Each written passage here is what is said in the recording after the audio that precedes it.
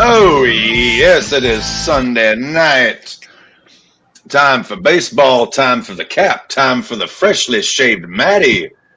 Maddie, you are looking 10 years younger than you did this afternoon. I'm also looking blue for some reason. Let me fix my lighting. I'm blue, dabba dee dabba bye, dabba dee dabba die. I'm blue, Maddie, bye bye bye. Ooh. Thank you once again, Cadillac Jackson, for allowing us to use Elevator. God, I love that tune. I love it too. They're actually playing at George's here in Fayetteville. Not this coming Saturday, but the Saturday after. Yeah, right here. May 18th. Right? Speaking of which, Maddie, I just sent you the updated ticker talker to your email. The email. It is Sunday Night Baseball. Thank you, RAWBallers. It is the Giants versus the Phillies. We got Logan Webb versus Taijuan Walker. Logan Webb, one of my favorite pitchers to watch in all of baseball. I love this guy. He's on my fantasy team, so I may have a little bit of bias there. But also my oldest nephew is named for Bryce Harper, who plays for the Phillies. So got a little bit of love there. Yeah. There's love everywhere. Cap's got a lot of love for a lot of things. I can tell you who doesn't have any love. Kendrick Lamar. Oh, God. I know, Cap, I know you're not the biggest rap fan, biggest hip-hop fan, but boy, howdy. There's been some music getting put out. Well, I'm familiar with Kendrick Lamar. I'm familiar with him. I'm just unfamiliar with his work, minus a tune here and there. Don't worry. If you want, me and Remy can put you on after we get off here, because the biggest rap beef that I've seen in my lifetime is currently going on. Apart from Dre, Jay-Z, Snoop, I like some Eminem. I like some Anderson .Paak. I like Anderson .Paak.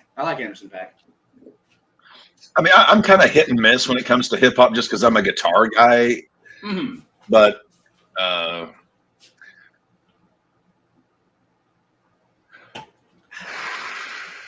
ooh, this is very nice, Cap. Vanilla porter. I'm drinking a Breckenridge Brewery vanilla porter tonight. Cap is working on a big slab of shepherd pie with iced tea. So what time is first pitch? First pitch should be coming up in just a couple of moments. If we want to go ahead and go through the lineups tonight for the visiting Phillies, Kyle Schwarber will be leading off. JT Realmuto in the 2-hole at catcher. Bryce Harper batting third. Alec Baum leading the Phillies in most hitting categories will be in the cleanup hole. Brandon Marsh batting fifth. Nick Castellanos in right field will be batting in the 6th hole. Yeah, Bryson Stott, second base. Sosa in the 8th hole. And Rojas in center field. Philly's got a damn good lineup. We could see some fireworks here. But the Giants also have Logan Webb on the mound. Their ace. Their bats are going to be Lee in center field leading off. Lamont Wade Jr. in the 2-hole, a very, very good batter, underrated in my opinion. Who, Lamont Wade? Wilmer Flores in the 3-hole, DHing. Michael Conforto, left field in the cleanup role. Excuse me. Chapman, third base in the 5th-hole. Mike Yastrzemski, yes, you heard that right, grandson of Carl Yastrzemski, Boston Red Sox legend, is batting in the 6th-hole. Estrada at second base in 7, Sabol the catcher in 8, and Nick Ahmed the shortstop. So yes, this is kind of a good thing for Matty. He gets to watch the lineage of the Red Sox in the grandson form. Pretty much, yeah. So the Lamont Wade, that kid came from the Royals, right? I believe he did. Wade tends to only play versus right-handers. He's a left-handed batter, so he tends to sit versus lefties. Let's see. What has gone on in the MLB while they're finishing up the national anthem and what have you? The White Sox got a win today. Surprise, surprise. You guys also won yesterday. Did I send you that clip? Yes, you did. Yeah. We are now 8-26. Got a nice win over the Cards. The Rockies. I was more or less talking about the horrible call from that pitcher or for the umpire. The Rockies dropped one today, 5-3 to the Pirates. Yankees 23-13 beat the Tigers 5-2. The Nationals and the Blue Jays had a fireworks contest, 11-8 Nationals. Guardians beat the Angels 4-1. Rays over the Mets, extra innings 7-6. The Red Sox got a big win today. They beat the shit out of the Twins 9-2. Yeah. Mariners took one from the Astros 5-4. The Astros are now 12-22. Rangers won in extra innings 3-2 over Kansas City. The Cubs shut out the Brewers 5-0. The Marlins put a whooping on Oakland 12-3. The Athletics are now one game below 500. The Braves got beat today by the Dodgers 5-1, although Max Fried pitched in that game and didn't look too terrible, but Ohtani went 4-for-4 with 2 dingers. I mean, another thing that we have to bring up is this week the Dodgers bats have been nuclear. I believe, what was it? Last night's game, they had 3 separate home runs from 3 separate players. The Orioles put a whooping on the Reds 11-1, and the Diamondbacks beat the Padres 11-4. A lot of double-digit, scores, but all coming from dominant wins. Okay, I'm trying to figure out what's going on with my audio because I try to set my audio to where I. Okay, there we are. All right. Oh, son of a bitch. All right, there we go. And we have the Giants and the Phillies. Kyle Schwarber for having a .212 batting average. Schwabs.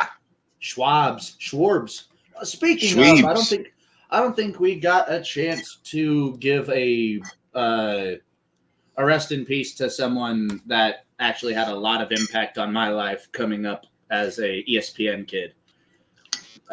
Charles Schwab. Stump the Schwab. The Schwab? Yeah, that's right. The Schwab did pass away this week. Passed away this week. And if it wasn't for him, my love of sports trivia and everything, I don't know if it'd be there. Every day after school, I would boot up ESPN, sit down, and I would tune into the Schwab because and attempt to stump the Schwab on your own. Oh yeah, I loved that show, dude. I loved that. So I have Schwabi up there with Stuart Scott in terms of ESPN guys. That meant a lot to me. For me personally, I would put Stuart Scott. Well, again, I'm from even older than you.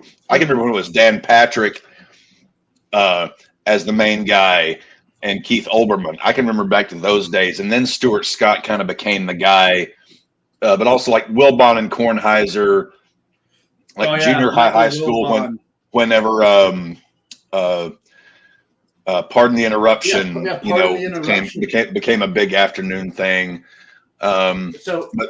Growing up, it was Stump the Schwab, Pardon the Interruption, and then I believe it was either Jim Rome is Burning or it was the very beginning of Around the Horn.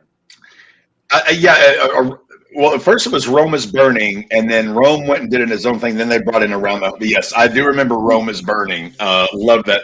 I love Jim Rome. He's Jim Rome to me is sort of like the Norm Macdonald of sports commentary. He just doesn't give a fuck what you think about him. He's going to do his thing. He generated a lot of heat. Lot of heat. He was good at it, though. He was. I don't know if they ever got along or if they ever did anything together, but him and Stephen A. Smith are 2 personalities that I would love to just have a debate show. I've never seen them work together that I can recall. In the NBA today, the Cavs won Game 7 against the Magic, 106-94. So They Cavs closed it advance. out. Here we go. First pitch. And then, the Nuggets lost to the T-Wolves last night, so there was that.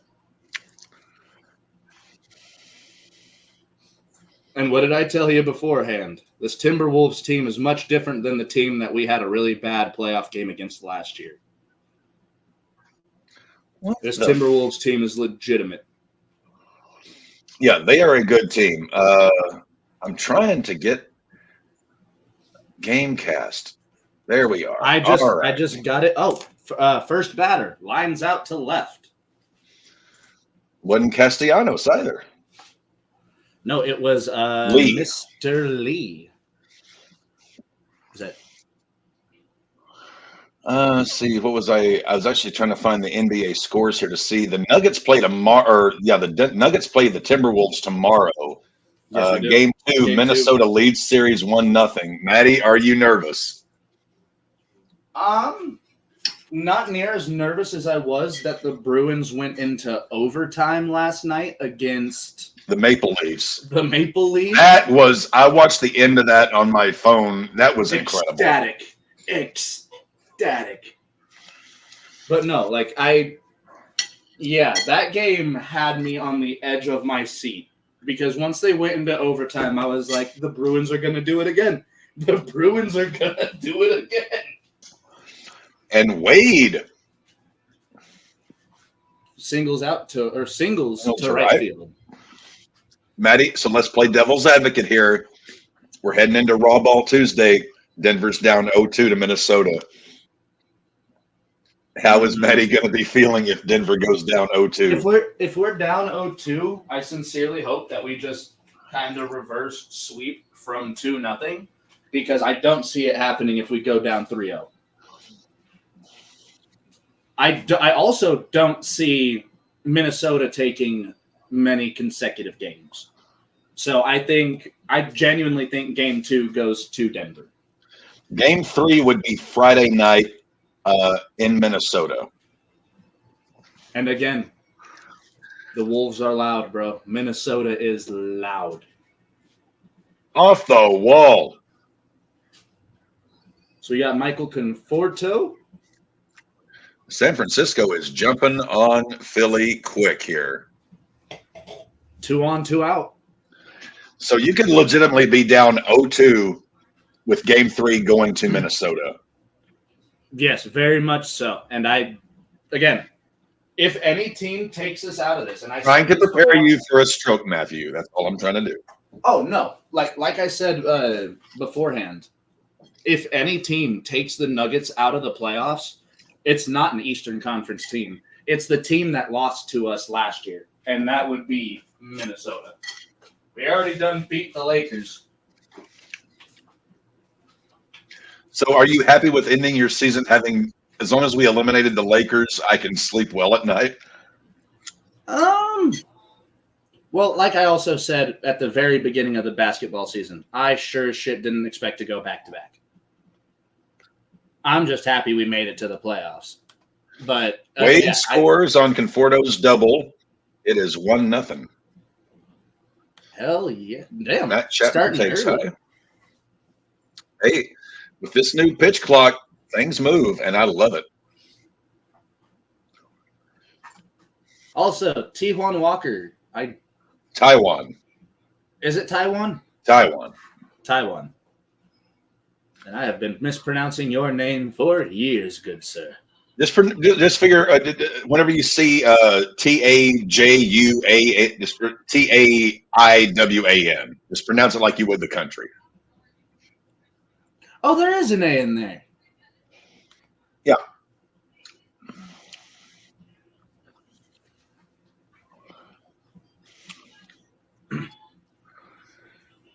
And that is going to end the first inning. On 11 pitches, 2 hits, and 1 earned run. And 2 strikeouts. Kind of an odd beginning there, but, 2 hits, 1 earned run, 2 strikeouts. Yeah, I'm going back to the bullpen, looking at my pitching coach and just saying, "Did I do good?" You would be like Mick Foley in a Hell in a Cell match asking Cornette, "Hey, did I get the thumbtack spot in?" Mick, they're sticking out of your fucking arm. Did I get my shit in, boss? See, NBA tomorrow night, Pacers at Knicks, game 1. And yeah, Timberwolves at Nuggets, game 2. Pacers Knicks is going to be a very good, very hard fight. I think so too. Series. This has been a pretty entertaining playoffs for the NBA thus far. The NBA season does not truly start until February. Once the All-Star break happens, that's when I start focusing on basketball. Well, or as Colin Cowherd says, the 82-game preseason is over. Now the season actually begins.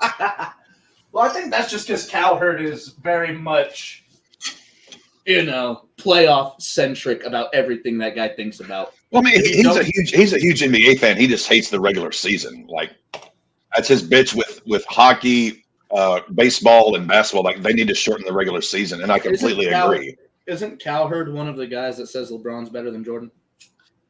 Yeah.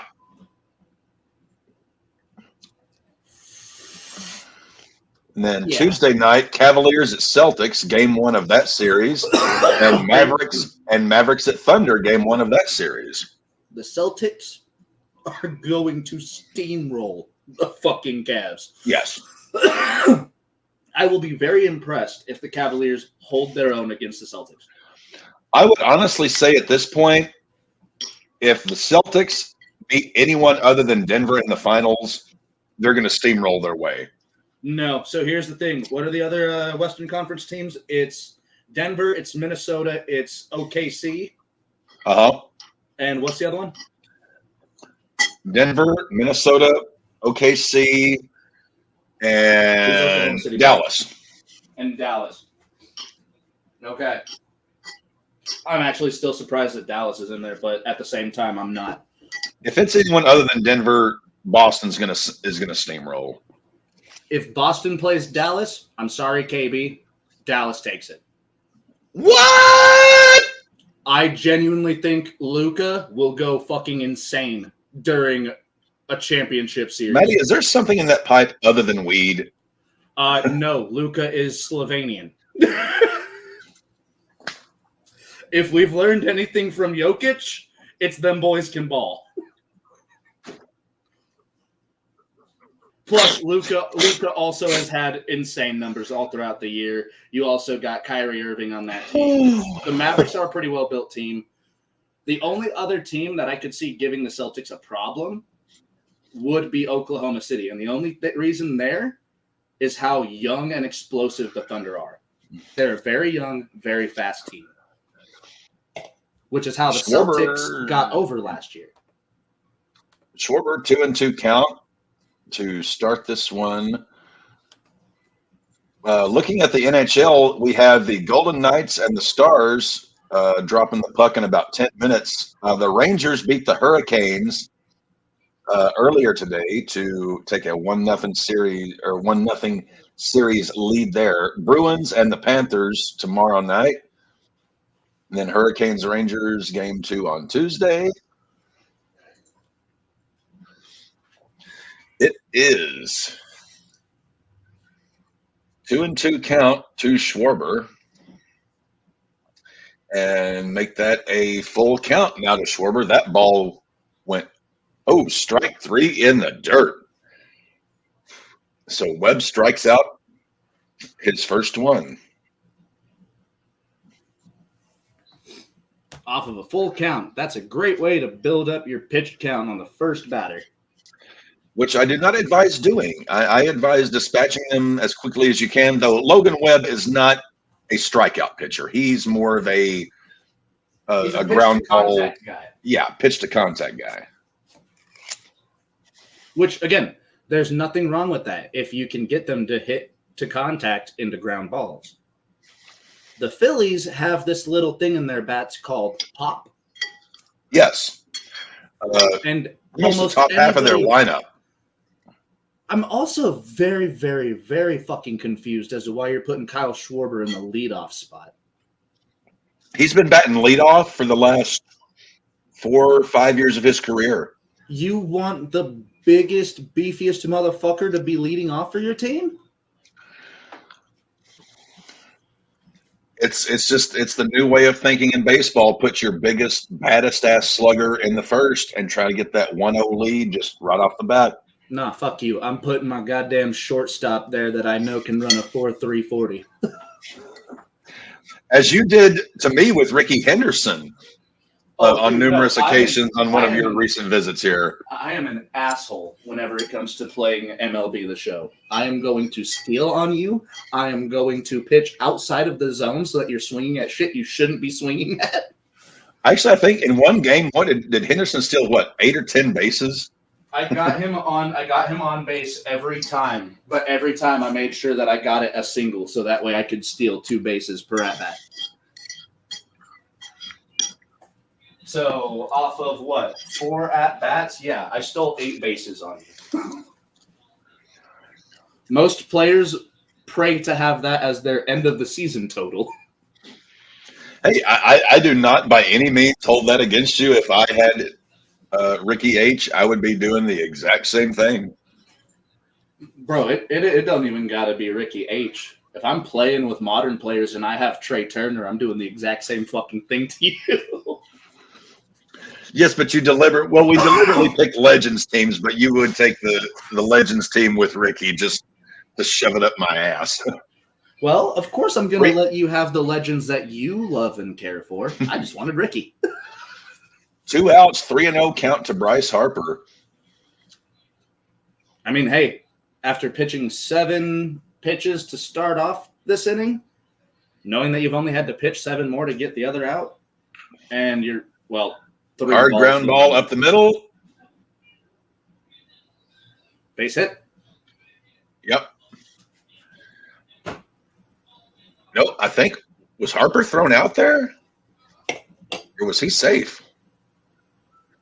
Yep. Harper out. That is going to end the first inning. Did he try to go to second or throw him out? Well, out. He's thrown him. Good first inning. And up next to bat for the Giants is Yastrzemski, Estrada, and Sable. Wait, not Reynamero Sable, a different Sable. What is your name, Mr. Sable? I was just having a thought, like how awesome it's going to be when you get moved down here and we get to go to the Naturals, the AA minor league team, and you and I just sit out in like third baseline, just drink beer all afternoon, just watching a doubleheader or something. The entire time I'm yelling at the umpire. Oh, wait, they got just like my header says today. Come on, Blue. That was a fucking strike.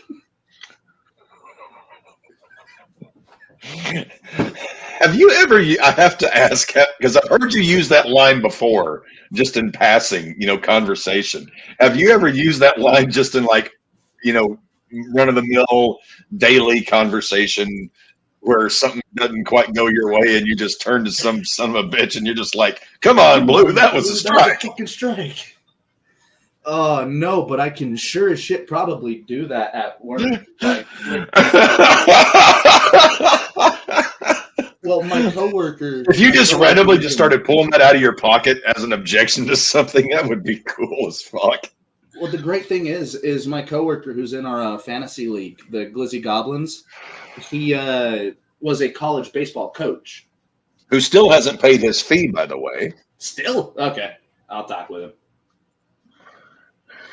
And we are back, at least based on the audio broadcast. Phillies coming up to bat, top of the second. Or pardon me, the Giants coming up to bat, top of the second. Mr. Yastrzemski. Now, is that you said grandson of Carl, right? Grandson of Carl, yes. Does he have the bat that his dad did or his granddad did? He doesn't have the bat. He doesn't have the glove. It's more of a name thing. I mean, he's not a bad player. He's in the majors. Okay, good to know. Let's go, but Horace. he's not anything like Grandpa. Good to know. Let's go, Horace. But at the same time, I mean, Yastrzemski manning third base, he that's some pretty big shoes to fill. Whether you're in Boston, San Francisco, where Yastrzemski was a hell of a third baseman. And his grandson's an outfielder. I don't think I've seen him play a position play.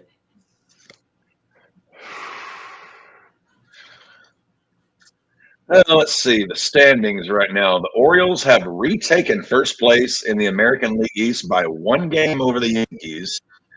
Boston is hanging in there. Boston is in third place, though they are 4.5 back.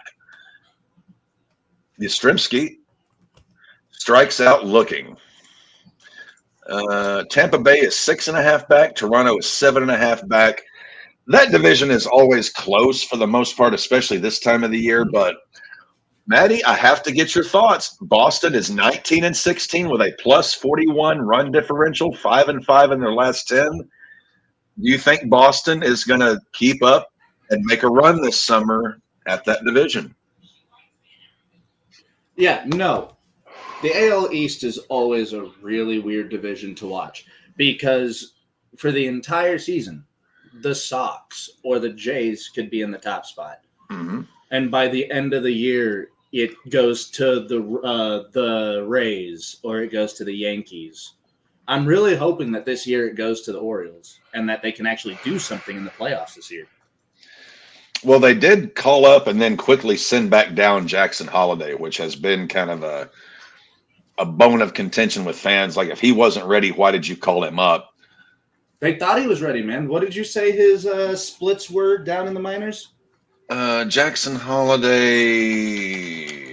Because they had to have called him up for a fucking reason. Well, he was the number 1 prospect in all of baseball. Let's see. AAA this year, 275 average, 1 stolen base, 21 runs scored, 12 RBIs, OPS of 912. Dude, he's not he wasn't having a bad year down in the minors. It's just he did not translate to the majors as soon as he came up. Well, he's also only 20 years old. Yeah, bring him up in like a year or two. And I hate to say this, he was only batting 275 in the minors, but typically in the minors, you take a player's batting average and you take 15 to 20% off that. So I would typically like to see a guy batting like 300, 325 in the minors, so that when I bring him up to the majors, I'm thinking, okay, I'm going to be getting, he's going to be hitting, 280, 290, maybe 300, in there. Yeah. I know you don't have this, Matty, but I swear in the glare of the light, it looks like you got your ear pierced. I've always thought about getting my ear pierced or like my eyebrow. It looks like you've got like a diamond, like a diamond. Yeah. Let me see. That one. Well, it was like in the glare off the light coming out of your. I think I could see it. I can kind of see it. No, Maddie, you got to get like the sleeves, the ink. You got to get tattoos.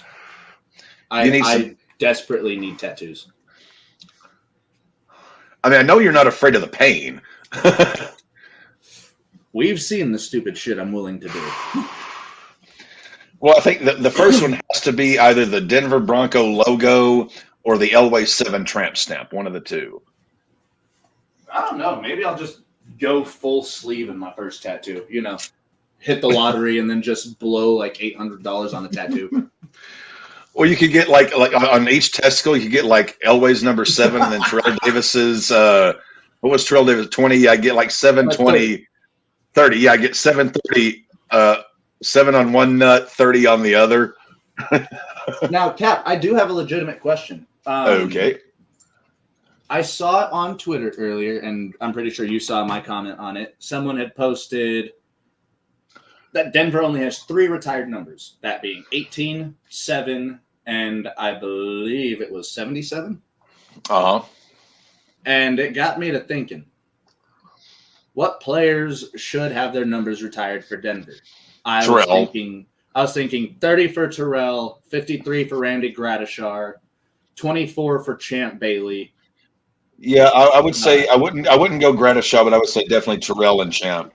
Well, Gradishar, Hall of Famer, played most of his career in Denver. But an NFL Hall of Famer or Denver Bronco Hall of Famer? Because we know with you, there's a bit of a difference. Randy Gradishar made it in this year.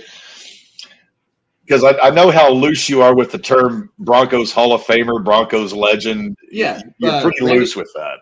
Randy Gradishar actually made it in this year. And it is middle of the second. The Giants are coming up to bat. Logan Webb will be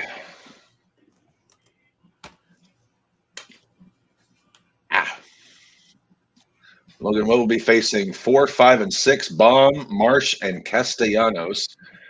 The MLB Central, Cleveland is still ahead, up 2.5 games over Minnesota and Kansas City, who are tied. I still have a sneaking feeling Kansas City might make a run at this division. Detroit, 4 games back, not great, not terrible. Though Detroit, see, here's what I like. Cleveland and Kansas City both have plus 40 run differentials. Minnesota's only plus 13. Detroit's only plus 4. Then we have my White Sox. 14 games back as of May 5th with a minus 82 run differential. It's tough to be a Sox fan right now.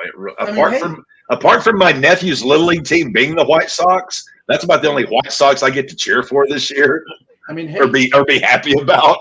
You got a really bad win the other day. Any win we get this year is going to be pretty bad, I think. We are just so damn terrible. I don't know about all that. I mean, to be fair, you are the worst team in the league right now. Oh, yes. We are not even close. We are pathetic. It's like you're like on a porn set where you've got fluffers that keep the dudes hard, in between scenes. The White Sox are like the guys or the people that just lick up the cum around the set. That's basically what we are. We're cum lickers. We just kind of use our tongues to clean up the set in between takes. Chicago cum lickers. That's about what we are this year. The CCLs. Seattle, AL West. Seattle has taken the division lead over the Rangers. They are up a half a game. Oakland is 2.5 games back in third place. That is, I mean, we are so happy to hear that they're actually doing something. Well, they also have a minus 23 run differential, so I think it's more like fool's gold. Houston and the Angels are tied for the cellar, 7 games back at 12 and 22.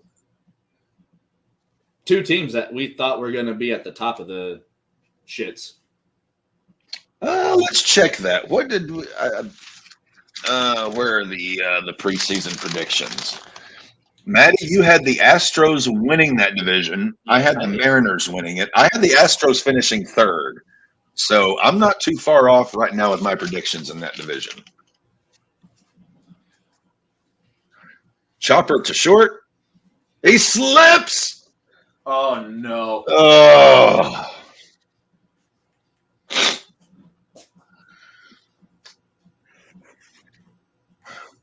And back in the day, that would make the Sports Center highlights for worst plays. The not top 10. Yes. Oh, what? So, since we're losing Sunday Night Baseball, that means we are losing one of my favorite segments that they had, which is Web Gems. Uh-huh. What are some of your favorite Web Gems that you remember throughout Sunday Night Baseball? Throughout your years of watching Sunday Night Baseball? Nolan Arenado, when he was in Colorado, just all the phenomenal plays he would make defensively. Just such a beautiful glove he had. Buster Posey, always loved watching some of the moves he would make at catcher.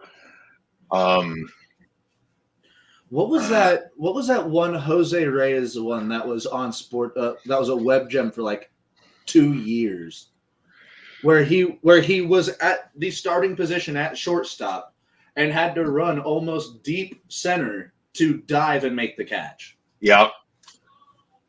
That was like a web gem for like 2 years. Pedroia always made some great plays that I love to watch. Oh gosh.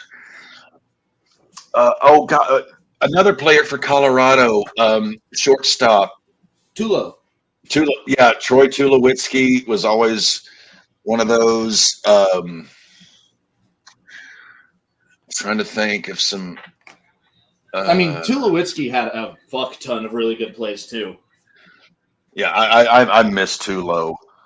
So here's the thing. Tulo was very much a product of he was good in Coors. Yes. Because once he got traded to Toronto, like everything went. I don't know if south is the right direction. Can you go further than south? Sub-Saharan, sub-equator. Yeah, it was not good. It really was not good. Trying to think other web gems that I always liked. I mean, there was always, the famous plays, of guys, going for defensive plays, but like Bryce Harper when he was going for that catch in right field and ran his head into the wall and knocked himself cold. That was a good gem. one. Who was it that was it Ichiro that made the rob of a home run and then threw someone out at home? Was that Ichiro? Well, that was in the All-Star game where he robbed a home run and then threw someone out at third. Threw someone out at third. That's an even farther fucking throw. I remember, and this is going way further back, but Kenny Lofton making some of the plays he would in center. Kenny Lofton, also one of the most enjoyable center fielders. Oh, holy shit. Mike Trout doing that insane, like, jumping save where he went backwards over the fence. Mm-hmm.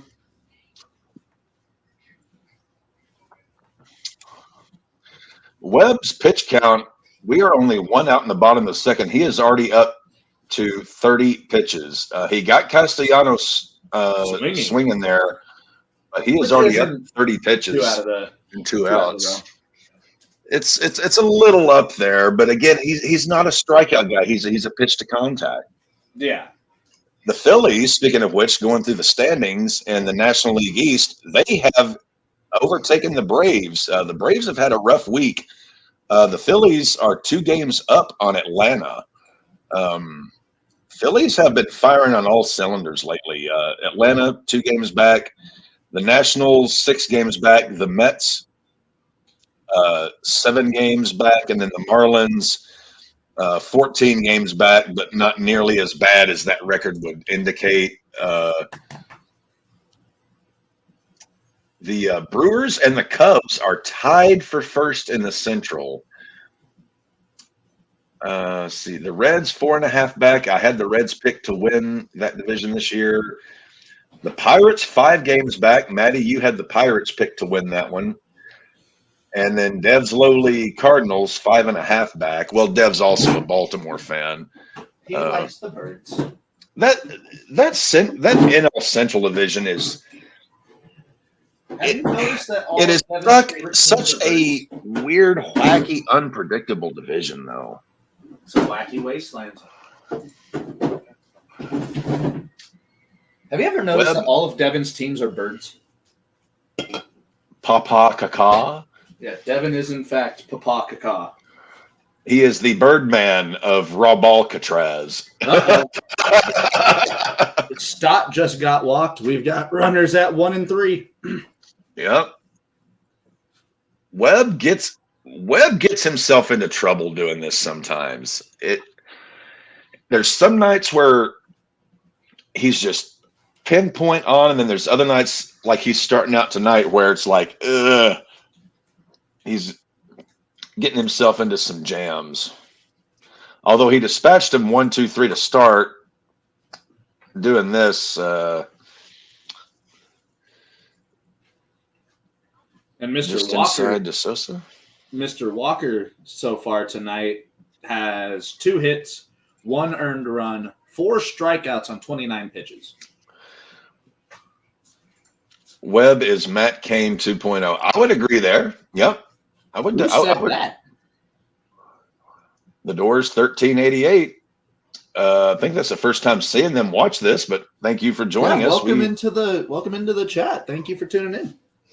Maddie, Matt Cain 2.0. So here's the thing. Matt Cain was, I guess you could say that's a good comparison because Matt Cain was very streaky. You have to remember the 21 win season that motherfucker put out. I remember. I remember. And I think the year after that he had 18 wins. So, I mean, here's hoping that Logan Webb has one of those years. And Bryson Stott still second. We have runners at second and third. Sosa in a 2-1 count. They can break this thing open. This is a bad pickle, Mr. Webb. And 2-2 count.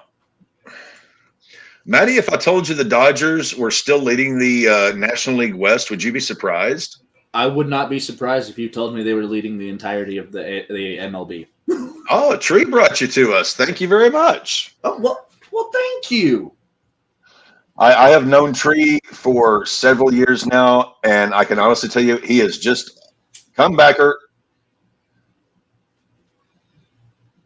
Not in time, a run scores. I've known Tree for several years, and he is just as awesome privately as he is publicly. He is a awesome human being. So, and one of my favorite people I've worked with. I grew up watching that dude's shit for the last several years. So being able to work with him is incredible. Thank you for tuning in off of watching him on our channel. Hopefully you stick around and like watching our content as well. So Webb gives up a run. That was a sinker, 91 miles per hour. So that ties it up. There's still runners at the corners with 2 outs. So there is still a way to get out of this one. Who is up to bat? Rojas is up to bat.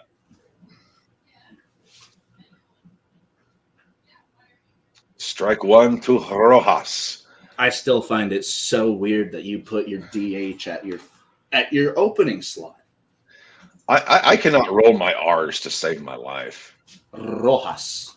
See, well, you're Puerto Rican. You can roll your R's, your L's, your U's. You can probably roll your tongue like into like a figure 8 pattern if you really wanted to. I'm very talented with my tongue, and we can leave it at that. Oh, you goddamn right.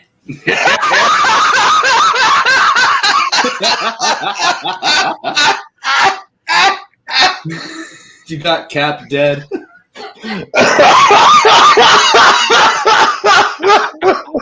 Yeah, Laura, I love how you tried to masculine your voice there and drop it down a bit.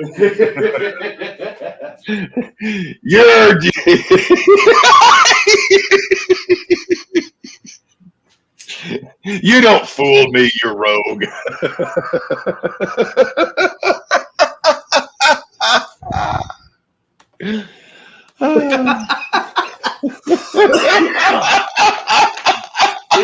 This is the type of content that you'll get here at the RAWBall podcast. Oh my God. That just amplified what I went and said, and we are out of the inning as...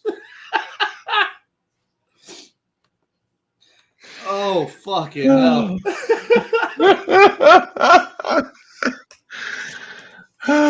Now, if we just had that clip from Big Daddy where the guy's like, prove it. Oh, my God. That is one of my favorite Adam Sandler movies of all time. Maddie, do you have any Swiss cheese in your fridge so that we could get a possible visual... oh, Christ. Son of a bitch. It's like the cheap pasteurized. It's not. It doesn't have the holes in it for. Damn it. No, I can't do the. I can't do the.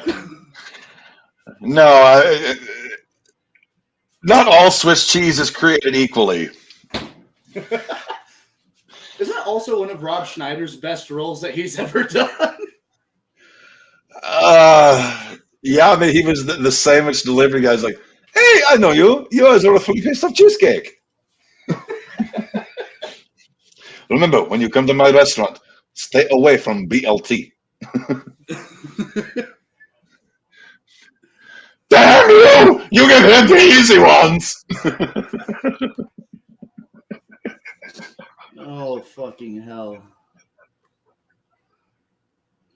So we are going. So we basically transitioned from baseball to a pussy-eating joke to Rob Schneider.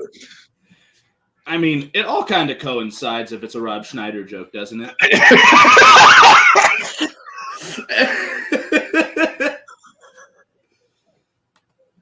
Well, he was Deuce Bigelow, male gigolo, so maybe that you're not too far off the mark there. Listen to Barry McCockiner. Stay off that demon weed. You don't want to end up like 5 points on the NFL draft stream. Well, here's the thing. Your boy is very, very advanced with my consumption of the demon weeds.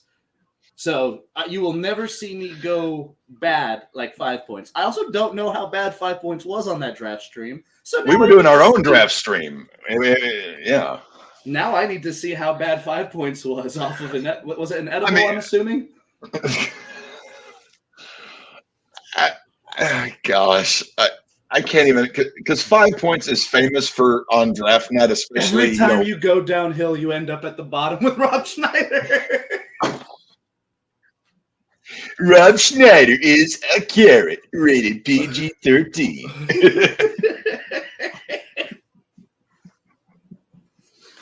Oh, fucking hell. I didn't think the Giants had that bad of a draft. I mean, yeah. They didn't have the best draft, but he also just doesn't have the best team. And he's been suffering for many, many years. Maybe this was just like he hit the breaking point. I've drafted a quarterback. The last time I drafted a quarterback, it was Paxton Lynch. Lynch made me cry. Now, we covered this on the Tuesday, on the regular Tuesday show. The Broncos are one of 3 teams that PFF gave an A grade or better to for their draft. These kids have not taken a single snap in the NFL. The preseason grade means jack shit to me. No, not the preseason, the draft grade, like in terms of comparing Denver to all the other, only 3 teams had an A grade. Denver was, I think, second or third out of the top. So skip a couple hours on the dumpster fire stream, you will see 5 is beyond baked. See, damn, 1388. I'm kind of curious to do this now. I may have to take a look at this once this game is over. Wade Jr. is up, top of the third, 1 out. It is 1-1 Giants and Phillies. All right, let's go. So I think you said it before the game. You're going Phillies, right? Because I think I said I was going Giants, hence why I'm wearing orange. I think the Phillies win this one, but it's going to depend on how Webb pitches. If he can keep San Francisco in it, then they have a chance. But if he falls to shit early, Philly could take this because Philly's got a pretty stout team. And Webb already has dangerously high pitch count, 43, 3 innings in. We're not even 3 innings in. That's at the end of the second for him. Yeah. He may not be around very long unless he starts getting some quick grounders. Yeah, he needs to get that shit rolling. Like get quick outs, get quick ground balls. Rolling. Though the streams are swollen, keep them doggies rolling right. or just like straight go at them. Just start attacking them. Fastballs inside, breaking balls inside. Just jam the hands. Just jam them. Well, he's not Greg Maddux where he can just get away with throwing an 89 mile per hour sinker in the perfect spot every time. My Braves lost. Oh, you go ahead. My Braves lost in LA, so I want Philly to lose 3 or 4 games to San Fran tonight. Well, you see, unfortunately, you can only lose 1 game at a time. But hey, we got a Braves fan in here, and we support the Braves here. We want the Braves to do good. My brother is a lifelong diehard Braves fan, and it just chaps his ass to no end that his firstborn son gets drafted in his little league to the White Sox, his brother's team. I mean, another thing about oh, they are the Barbs since they lost. The Barbs. Oh, that's brilliant, Doors. I love that. The Altanta Barbs. the Altanta Barbs. That would be the Altanta Barbs. Passed away prematurely of a penile pulmonary embolism.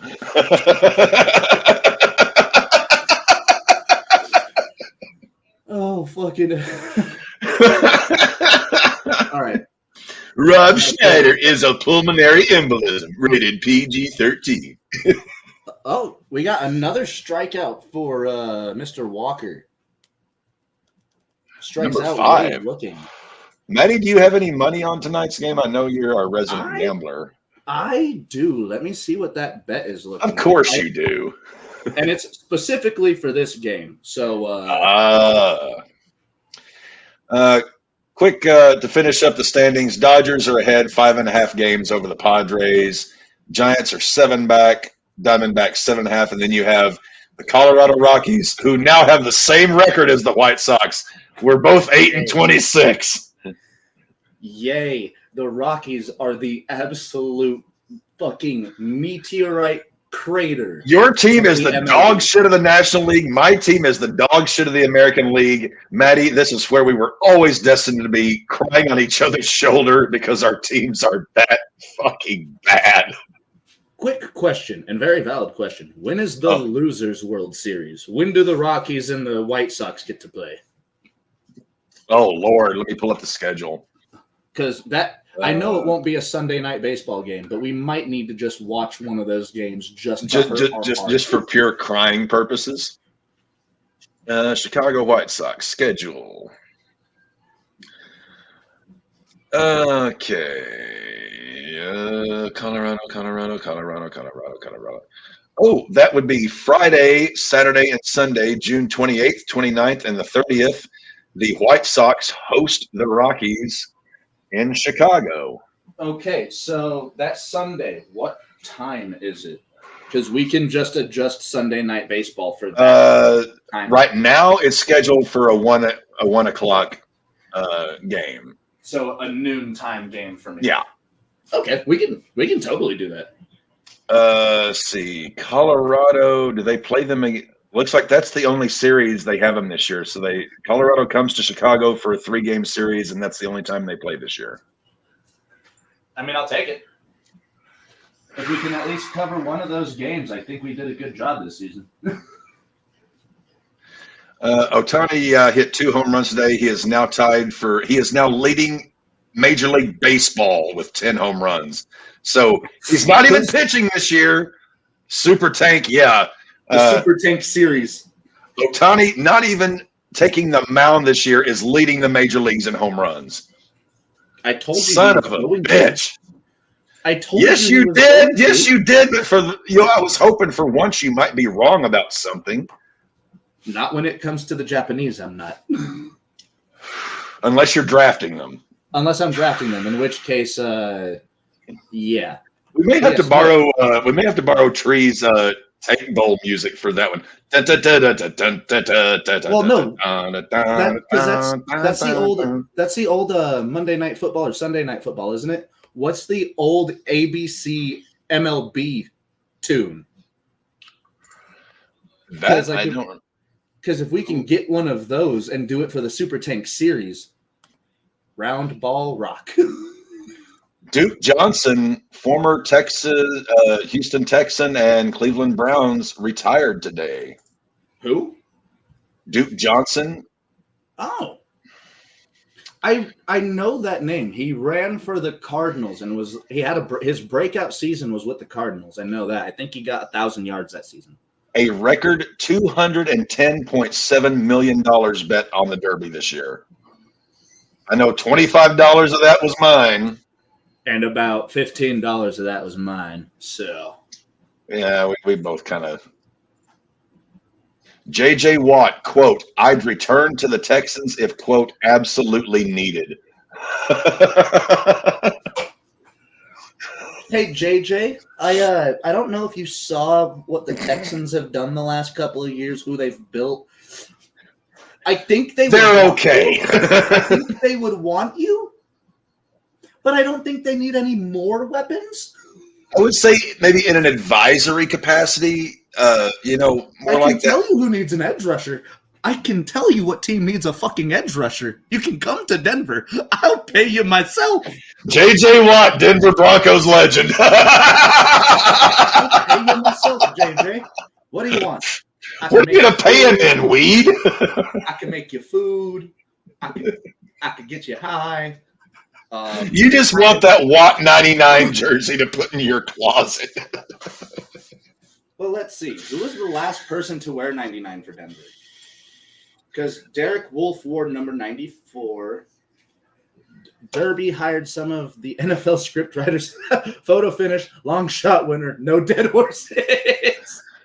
And no horse tested positive because Bob Baffert's horse wasn't allowed in the race. Fuck you, Bob Baffert. Fucking Bob Baffert. That's amazing, though.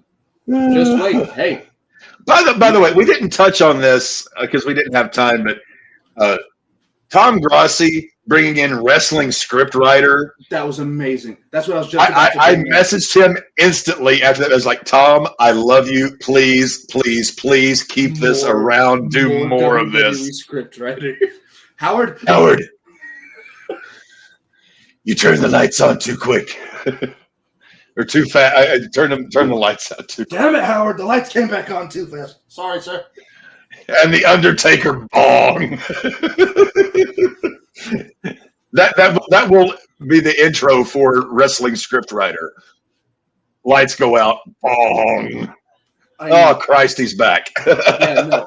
I need for the next time he brings the wrestling scriptwriter and the bong, the lights go out, and then you just hear the NFL scriptwriter go, oh, not again. Grossi is the best. He is genuinely one of the best human beings we've worked with. Again, a lot like Tree. What you see with Grossi is what you get. He's maybe even better off camera, just in turn, just such a super nice guy. Chaotic good. It's what he's all about, and we support that 1,000,000%. He is such a good human being. And you thus far have failed in your attempts to get Perna. I mean, I might just have to show up on his doorstep and be like, hey. I was about to say, why don't you just, go full on stalker, get his address, show up on his doorstep. Go full Vicky Valancourt, just show up outside his window and come on the RAWBall podcast. Do you want me to kill them for you?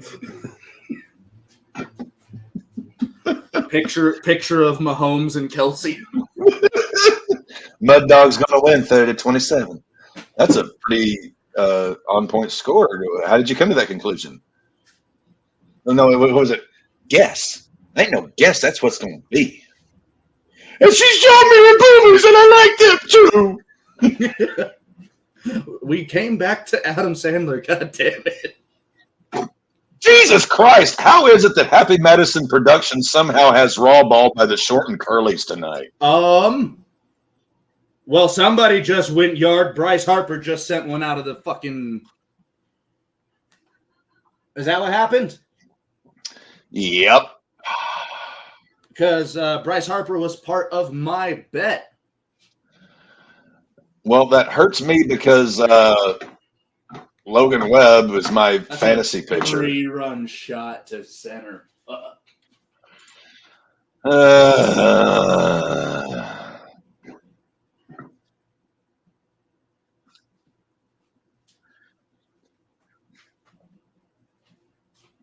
And that is the first out of the third inning. Logan Webb not looking too good. Let me check his line. Logan Webb, 2 1/3, 3 hits, 3 earned runs, 2 walks, 3 strikeouts. Not fucking good. No, not in the slightest. Tree was my gateway drug to Grassi, and honestly, same, 100%. Yeah. Tree was my gateway too. Okay, no, honestly, I want to say I saw 5 points. Whoa, easy. He's not being Arizona Mad Bum. That's a little. He's not that bad. Arizona Mad Bum was not able to pitch for the game that we wanted to watch last year. Because he was DFA'd. That's Literally how bad that he day. was. Literally that day. He got defayed. I think in order, my first video that I saw was from 5 points, then Tree, then Grassi. I didn't even know Scooter had 1 million viewers or 1 million subscribers until Grassi hit his. Or until Grassi hit, I think it was 750. New York Jets rookie quarterback draftee Jordan Travis is now claiming that he wants to be Aaron Rodgers' heir apparent at quarterback. A quarterback named Jordan wants to back up Rodgers. Where did I hear this before? I think in a little town called Bay Green. I think Grassi might be a fan of them. And if I'm not mistaken, that went really well for the last team that did that. Yeah. Well, depending on how you look at it, beating the Cowboys in the playoffs is always a fun accomplishment. Well, here's a very appropriate bit of Dallas Cowboys news. No charges for Cowboys Dak Prescott for alleged 2017 assault arrest. What? What? When did that happen? I mean, it was 2000. It was 2017, but they just announced today they're not going to file any charges because I guess the statute of limitations was going to run out or something like that. Well, not even that. I didn't even know that was a case going on. Neither did I, but I mean, well, you figure it's a Dallas Cowboy. You know, it's either going to be crack, hookers, or domestic assault. Castellanos with a single to left. Logan Webb is getting lit up tonight. 62 pitches, and he's not even out of the third inning. Pull him. Yep. Pull him. I would have had a fucking pitcher in the bullpen in the second inning.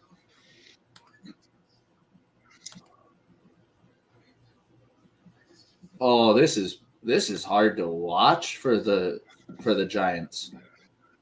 Mostly for Logan Webb, because Logan Webb is known to be a pretty decent. Castellanos stole second. Nick Castellanos' old ass ran to second.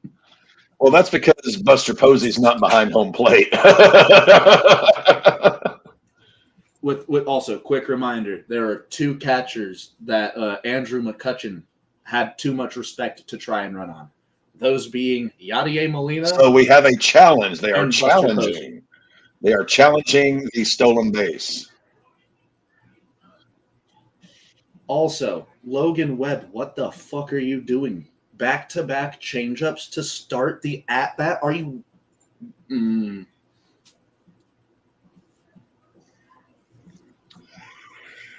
Sorry. There's actually a pretty good article up on Bo Nix on ESPN.com under the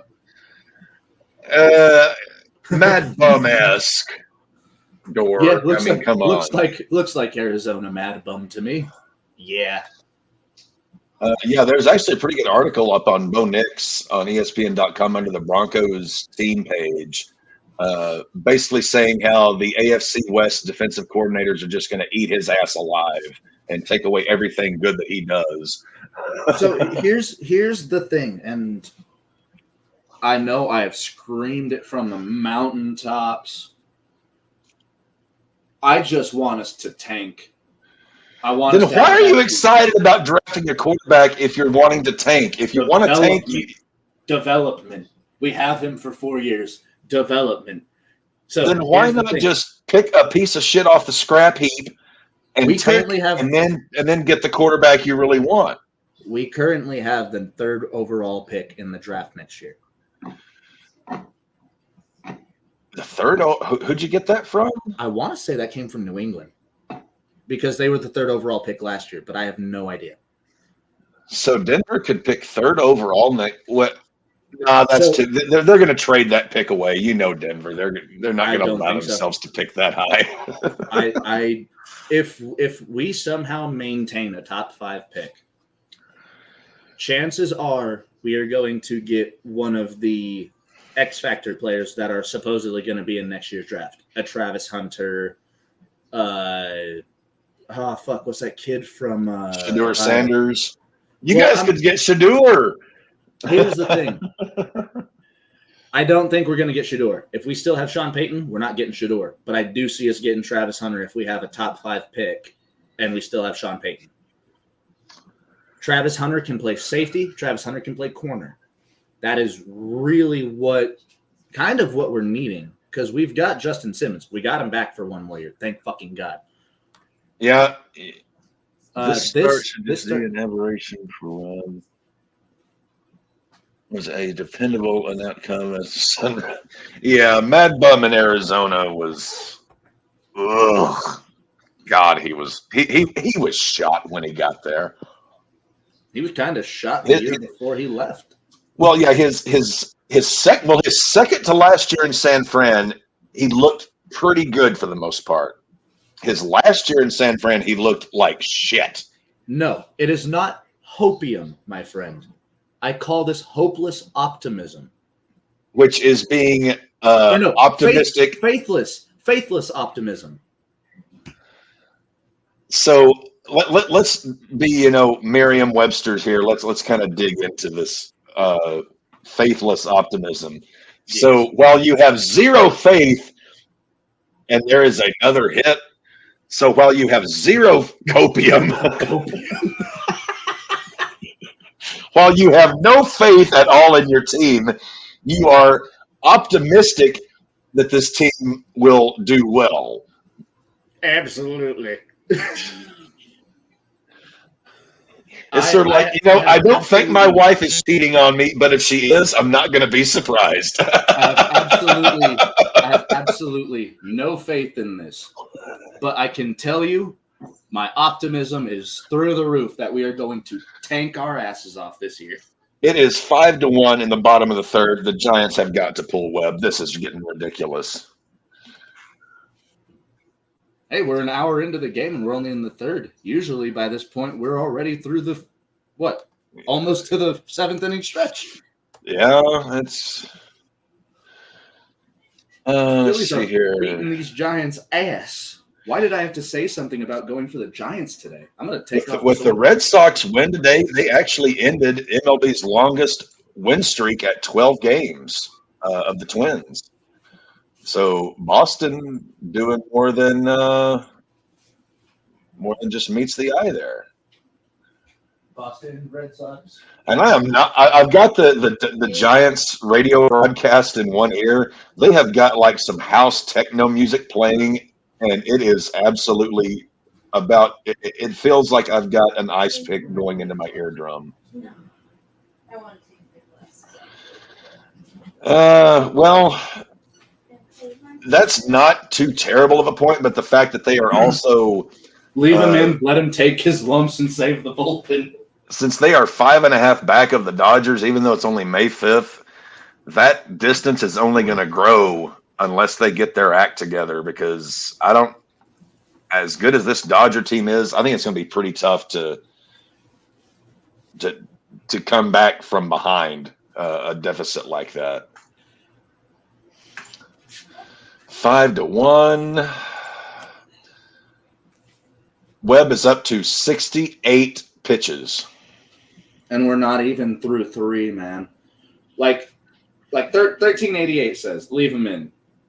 He's almost at 70 pitches, 3 innings in. Like, do you just have him finish out this inning and then go into the next inning with a new pitcher? Not as bad as the Dodgers PA system. Bad music at airplane volumes. Yeah, but the Dodgers have an organist. The Giants are just piping this shit through their radio broadcast. Boom, boom, boom, boom, boom, boom, boom, boom, boom, boom, boom. I feel like I'm in some European dance club. It's like one of those dance houses. Yeah. You know, that Euro trash where it's just, you know, I don't know, man. It seems I've never been to one of those places, and I did get dragged to.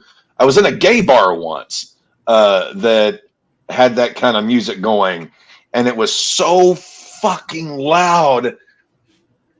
It was just like, if you're gonna play bad music, that's one thing, but you have to make it so loud that I can't even have decent conversation with the person next to me. Ugh. Oh, son of a bitch. Okay, so I need Tyro Estrada and I need Schwarbs to get 2 bases, and your boy makes $15. Oh. Tampa Bay Rays starting pitcher Ryan Pepiot departed with a lower left leg bruise in the second inning of today's game against the Mets. He took what? A lower left leg bruise. He took I thought you said lung. No, lower left leg bruise. He took a 108 mile per hour liner off the bat of Starling Marte. 1388 says no organist at Dodger Stadium. PA system in center pointed towards the stands. Braves radio broadcasters talk about not being able to hear themselves speak during broadcasts. And no one wants to hear what the Braves announcers have to say anyway. They haven't had a good one. Well, no, they still got Skip Carey, I think. I have not listened to a baseball broadcast, listened to the broadcast in a long time. I think they only ever listened to the Red Sox. Does Skip Carey just do TV, or is he on the radio as well? I can't quite remember. They also had Don Sutton for a long time, but I think he's retired or dead or something like that. Don Sutton, the pitcher? Yeah, he was a part of the Braves broadcast team for a good while. I know. Oh, I didn't know he was part of the broadcast team, but I knew he was like a longtime pitcher for him. Yeah, he was part of their broadcast team in the 90s and 2000s. I just didn't know if he was still there, if he had retired, or... You know what? While we're at it, come on, Kyle. Just send one into the fucking seats. Yeah. And Tyro, if you could just make contact. Are they pulling Webb? I would. They're at 74 pitches. They just took a commercial. I didn't quite catch the end, but yeah, he's at 74 pitches. 74 pitches at the bottom of the third. Skip Carey is dead. Don Sutton is dead. Chip Carey was terrible, but left to go to the Cardinals. Well, I mean, if you're terrible, I mean, that's the last place you can go is the Cardinals. I mean, everybody hates the Cardinals. I don't. You know who does, though? Umpires. Ben Ingram and Joe Simpson on Braves radio, the best in the business. Man, I still think until he's deceased, I still think Bob Uecker's the best. Obviously, we don't have. I don't think he's calling games anymore, is he? Uecker's still calling games. Oh, he is? Yep. I know, obviously, longtime Dodgers broadcaster. God, how am I forgetting his name? Vin Scully. He's passed on. The Reds' longtime broadcaster, Brenneman, he's retired. Eric Nadel for the Rangers, I think he retired or passed away. The Rockies haven't had any good ones, I can tell you that. Yeah, Uecker still does home games. Maybe that would be something you could look at into get into. Maybe become the Rockies radio guy. You don't want me being on the radio, especially if there's a bad umpire call. I don't care which team it is. If that shit's a strike, I'm going to tell you it was a strike. So if you're broadcasting games for the Rockies and Angel Hernandez is behind home plate, I'm making sure that my mic is going through the PA system as opposed to live to do, because I want him to hear, "Hey, Blue, that was a fucking strike." So you're just going to go full Steve McMichael on him like during that Cubs playoff game. And I'm going to be having a few words with that umpire down there. Look, if I've got Mongo coming after me in his 40s, I did something wrong. Also, rest in peace, Mongo. Hall of Famer in both WWE and the NFL, right? Yep. Yeah, which is big rest pretty in peace to rare. Mongo. Simpson has been broadcasting Braves since '92, the last of the big four from TBS Glory. Yeah, Skip, Peter, Don, and Joe. Yeah. Now, I was about to say, here's the thing. Talking about the glory days. I remember Pass you the by Braves on glory TBS days. because I watched a lot of like TBS broadcast baseball, and the Braves were always on. Well, yeah, the Braves, like, they had the exclusive rights to the Braves. TBS, like, Also, I remember TBS because baseball being better than Ted Turner owned TBS. He owned the Atlanta Braves. That's why they were Turner always, Field. yeah, Turner Field. But no, like just thinking about it, a lot of my memories of TV come from watching TBS baseball. Like the Sox would be on TBS, the Braves. No, the would Sox be would on be TBS. on. No, Sox were NBC, Cubs were WGN, Braves were TBS. I was always able to catch my Red Sox on TBS out in Missouri. Really? Yeah. I don't know if it was like a blackout thing or what, but I would always, like, whenever they had TBS on, on like TBS baseball, a lot of the times I'd be catching Dustin Pedroia and David Ortiz. That is a new one on me. Like, I know that TBS had the I mean, playoff. Missouri and Arkansas are not that far from each other, but I was always stuck with Braves on TBS, Cubs on WGN, and occasionally you would get the White Sox on NBC, and then Texas Rangers on FSN Southwest or Astros. Is WGN still a TV station? Oh, yeah. Okay. Joe still has the acerbic humor. He and Ben Ingram pair together just as well as he and Skip did. Hey, I mean, if you can get a new dance partner and have the same chemistry that you did previously, that's a damn good thing. Also, we just Any divorce lawyer.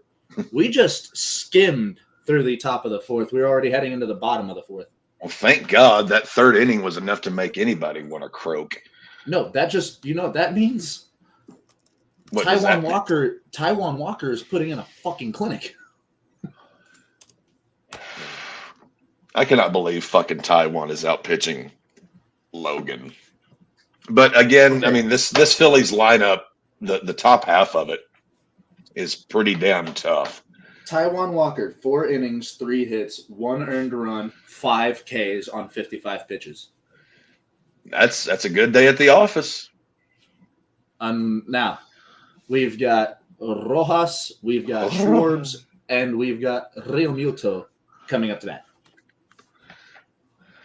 Real Muto, man, there was a point in time where he was just an absolute beast. I mean, he's still a damn 2 good. years ago? More like 3 to 4. He's still a good, damn good baseball player.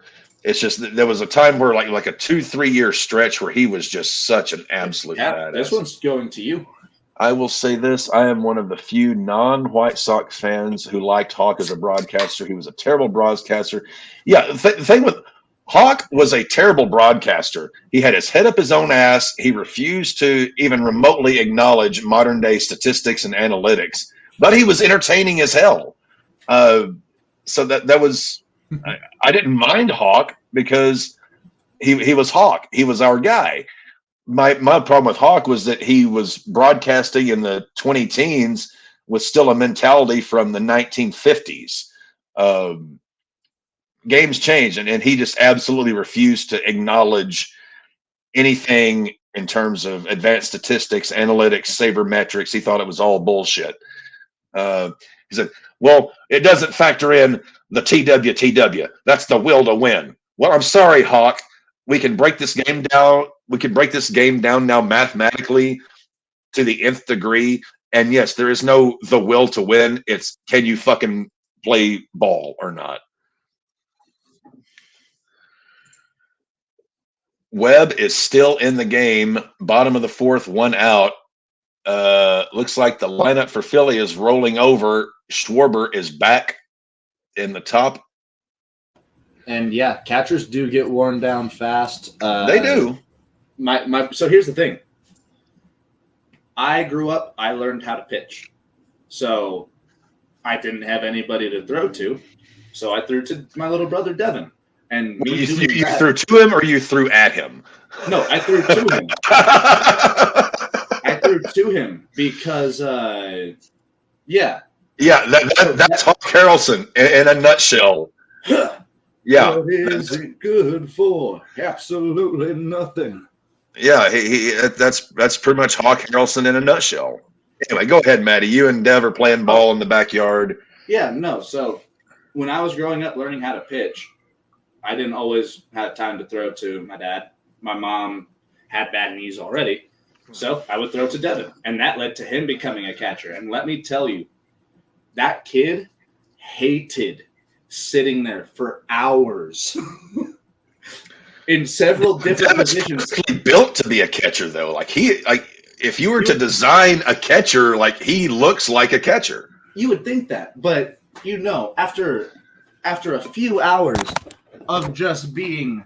Oh, you've got the Bret Hart shorts on again.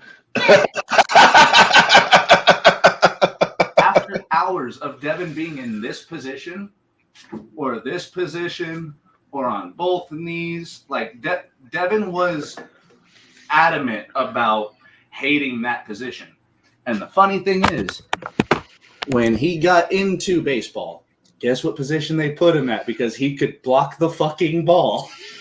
Well, I say he could have gone the Buck Strickland route from King of the Hill and played catcher so long as he had a stool to sit on, because that's the only position his cardiologist would clear him to play. If you watch this channel long enough, you'll see more of Maddie than. Here's the thing. Nobody needs to see the pink shorts. It just always adds a little bit of seasoning onto the show. It's like you like the chef Salt Bay when he just does the salt thing over his steak like that. That's Maddie's pink shorts. It's the Salt Bay treatment. It's also really, really hot in here, so the muscle shirt, the short shorts, it's kind of necessary. And plus, it makes Mansfield's dick get harder than granite rock. Exactly. Fan service is my number one trait. All right. Avalanche and notice he said fan service, not being serviced by fans. This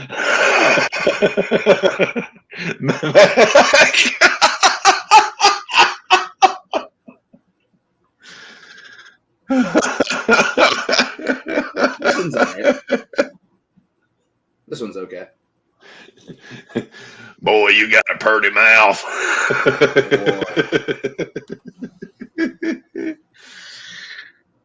Right. Yes, Maddie knows the difference between servicing and being serviced. Do I know the difference? Absolutely, yes. My friend.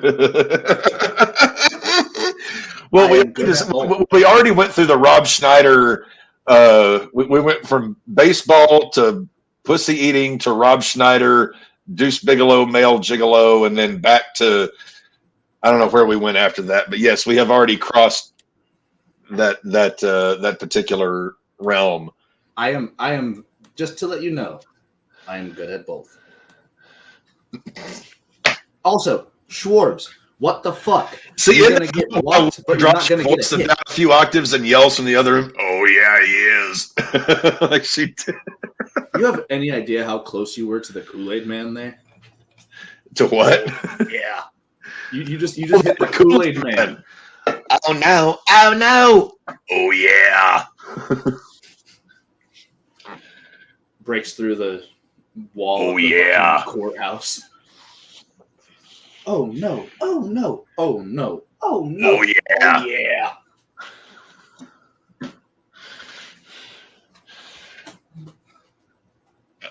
Of all the running gimmicks in Family Guy, I gotta say probably my favorite is either the chicken fighting, the chicken fights, or Herbert the pervert constantly trying to get in Chris's pants and just never.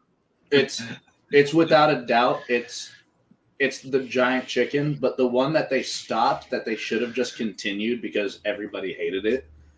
And ladies and gentlemen, Mr. Conway Twitty. Yes, I love that one. Ladies and gentlemen, Mr. Conway Twitty. Yeah, no. Hello, darling. Everybody Nice to see you. hated It's that been skit. a long time. You're just as lovely as you used to be. Or That was a when, good one. what was it? Herbert tried to. Whenever Stewie took Chris's paper route, and he was like, "Get away from me, you perverted old fuck." Let's see. What's another really good Cleveland bathtub. No. I gotta stop taking my baths during Peter's shenanigans. Oh, transvestite. Pre-op or post-op? Oh, transvestite. Gee, never have I held a foursome in Portugal with 3 Asian twins and a monkey. Ah, come on. Every sick, twisted, depraved thing Quagmire has done. Yeah. What was that? It was the never have I ever. Never have I ever, but like 5 hours later, there's nothing Quagmire hasn't done. Yeah, Joe and Peter sitting there going, and Quagmire's just like, "Can I get another one?" Yeah, damn it, Meg. or Peter farting in Meg's face. That never got old. I always liked that. Oh, what? There's another running gag that they had for the longest time. I still think the greatest ending they ever had was Top Men. What are you talking about? Top Men. Haven't watched Family Guys in years. It sounds like it's still pretty good. No, we're just referencing all the old shit. Yeah, we're talking about the old shit. Yeah. Family Guy and The Simpsons have So fallen off the cliff. Peter, where exactly is James Woods? He's being inspected by top men. What does that mean? Top men. Man. Ooh, a piece of candy. Oh, piece of candy. Piece of candy. Oh, piece of candy. Oh, piece of candy. Yeah. No, everything that we're referencing is like Family Guy from like 10 years ago. Hello, Peter. Would you like some cold roast beef? I have some cold roast beef right here. I don't think I've seen a new Family Guy episode in like the last 5 years. It's been a while since I've seen one.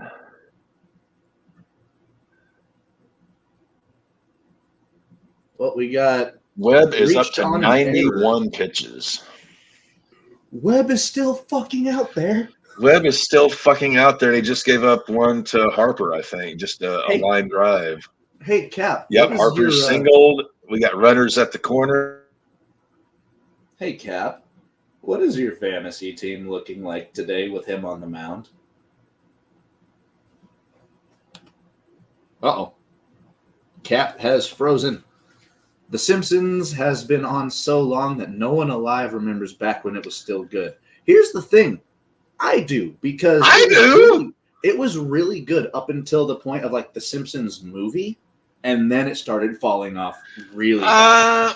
Well, there's sort of a diss here. Like a lot of the old school folks say, like season 9 was where it really went to shit because that was the season where they completely that was fucked us on Principal Skinner. Yeah, that was Principal Skinner's reveal.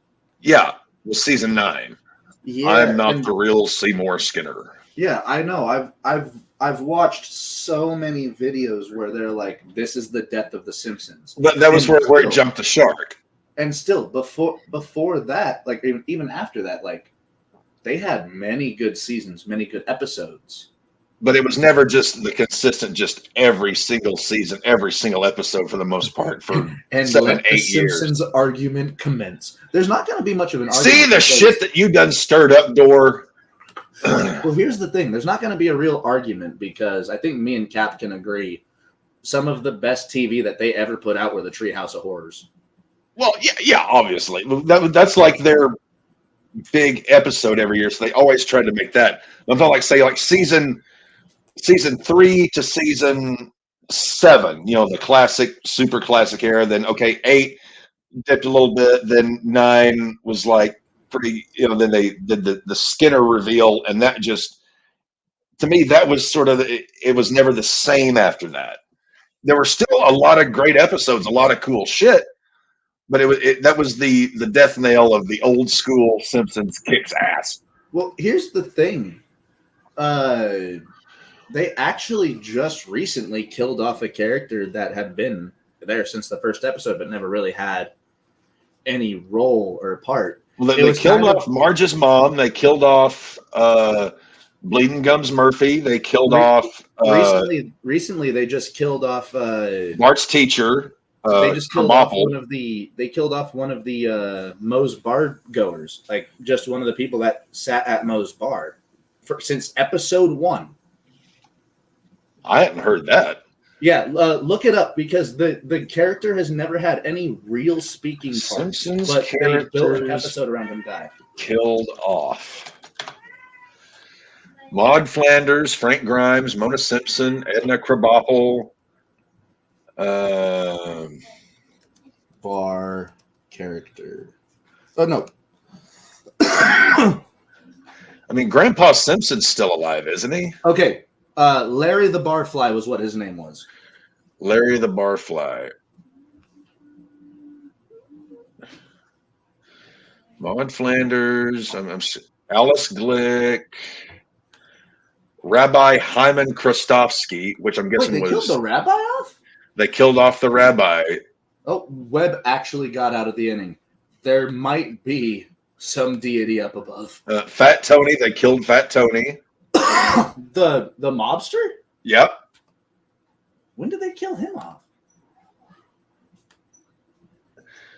Yeah. So here I'm reading it here. So Larry Larry was given the spotlight in the episode "Cremains of the Day," where he appropriately dies while drinking at the bar.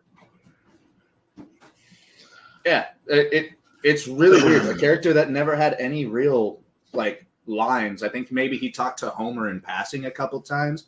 He was seen sitting next to what's his name? Barry, the really drunk one. Oh, Barney. Yeah, he was seen sitting next to him several times in the bar. But yeah, no, they killed him off after 35 seasons. And the crazy thing is, he was there in episode 1, 35 years ago. I mean, I'm guessing it goes to show like they're still thinking of things that they haven't done before. Once they kill off Abe Simpson, that's when I'm done. Like as I've gotten older, I've gone from loving Bart to loving Homer. I love funny Homer, not jerk ass Homer, as he's become known. To loving Grandpa Abe Simpson because I've told some people if I ever lose my shit, I want to be like Abe Simpson in my old days. Thank you, Doris, for coming by. Now that you've stirred up shit, you're gonna. Hey, no worries. Thank you for tuning in, and every Tuesday, feel free to catch us. RAWBall Podcast. Thank you for tuning in, Doris. Have a wonderful night. Stay safe, stay healthy, stay hydrated. You don't have to quote the entire list of commandments to everyone. I'm not. I'm just giving you my top 3. If every time someone who popped in the chat left and we just started giving them the command, we would never get to anything. Hey, Cap, you want to know something that actually baffles me? Yes. The guy that's been doing Abe Simpson is only 66. I thought he was a much older guy. I think the same guy that does Abe does Homer, doesn't he? It's a Dan Castanella. Castellano. Yeah, he does Homer's voice too. It makes sense. Honestly, it does, because father, son, wanting to have very similar voices there. Wait, does your father know you're working here? It was his idea. In that case, I'll have a whiskey sour.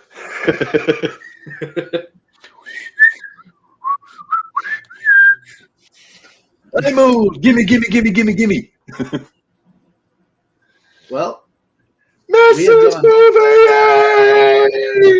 we have gone an hour and a half, and what's crazy is most of these games have already been done by this point in time.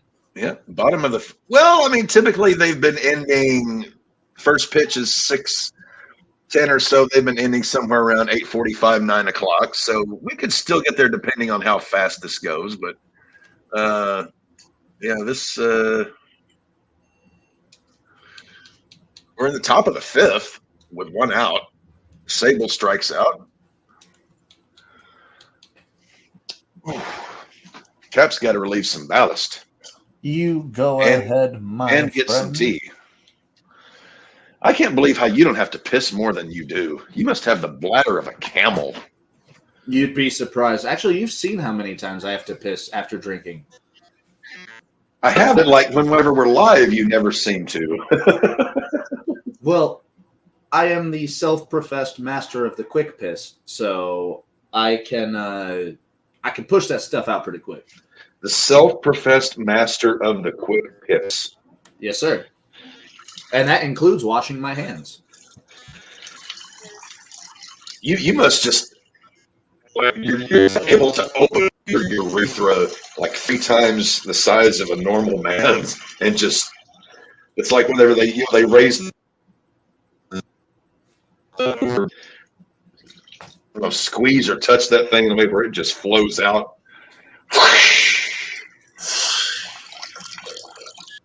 Come on, game. Get moving.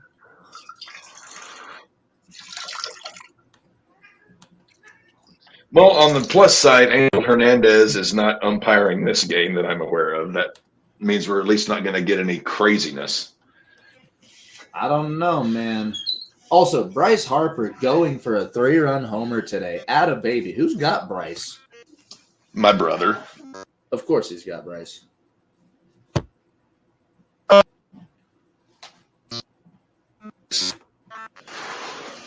What was that? You went full Megatron there. No, I said that's my brother has Bryce Harper because that's his firstborn son's. You know, that's who he's named for. That doesn't mean that somebody didn't, make him pay out the ass for him. Well, he always pays out the ass for him, but he just can't go without having Bryce Harper. It's, if Chipper Jones was still playing, he'd have Chipper because that's the name of his second son. I can also say that Chipper Jones, Andrew Jones, Maddox, Glavin, Pryor, that at a point in time, the Braves were my favorite team to watch. Matt, do you think whenever you and Miss Alora start having kids, you're just going to be like rabbits and just like ba-dum, ba-dum, ba-dum, ba-dum, ba-dum? Absolutely not. I want to, and I'm done with it. What if she wants 4? No, she doesn't. We've talked about this. We want 2 Matt- kids, and then we're done. Maddie, you know how women change their minds. I don't know, man. I think both me and her have decided that 2 is enough because if they're anything like me and Devin were, it's going to be like raising 2 little devils. And then I feel like the youngest is going to be like this quickly. You know, that actually kind of does make sense because I heard Laura's voice in the background thinking, Laura, would you want to raise 2 Maddies and 2 Devons? No.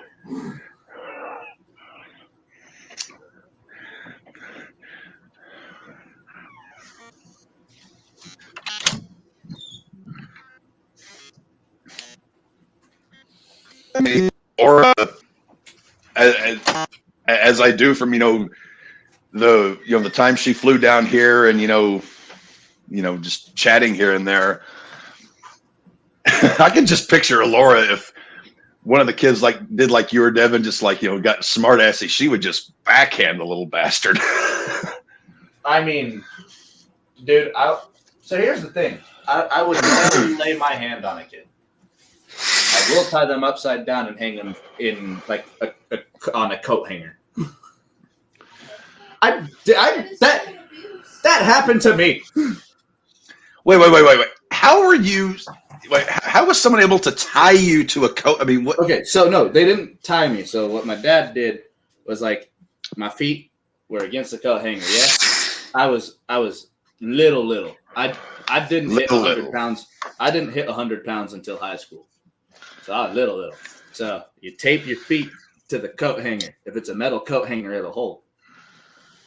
And then you just hang them upside down. I weighed 100 pounds when I started kindergarten. I laughed the entire time. No, if I walked into a closet and I saw little Maddie hanging in a closet upside down, I would just be like, yeah.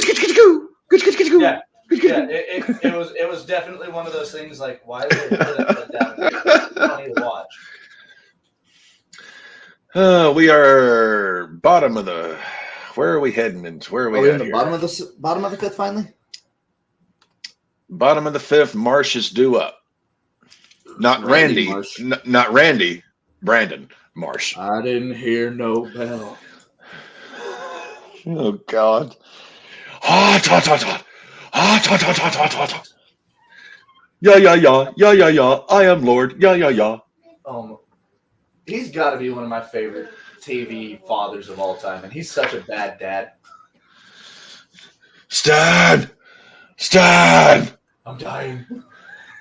No, just trying to get a little bit of cancer, Stan. Buffalo Soldier. Oh my In the God! Where's heart of America. Stolen from Africa. Or whenever he's in that trailer, whenever they're like refugees or whatever, and he hadn't jerked off in 10 days, and he finally gets a hold of some internet porn and just just all over the. It wasn't even internet porn. It was somebody that drew a drawing on a piece of paper and slid it through a slot. Remember? That's right. So somebody was in that room with Randy while he was doing that. I was like, is that how Maddie was in your formative years before? Hell no. I had much more self-decency. No, if you didn't have access to the internet for 10 days, and then you finally get somewhere where you can just. It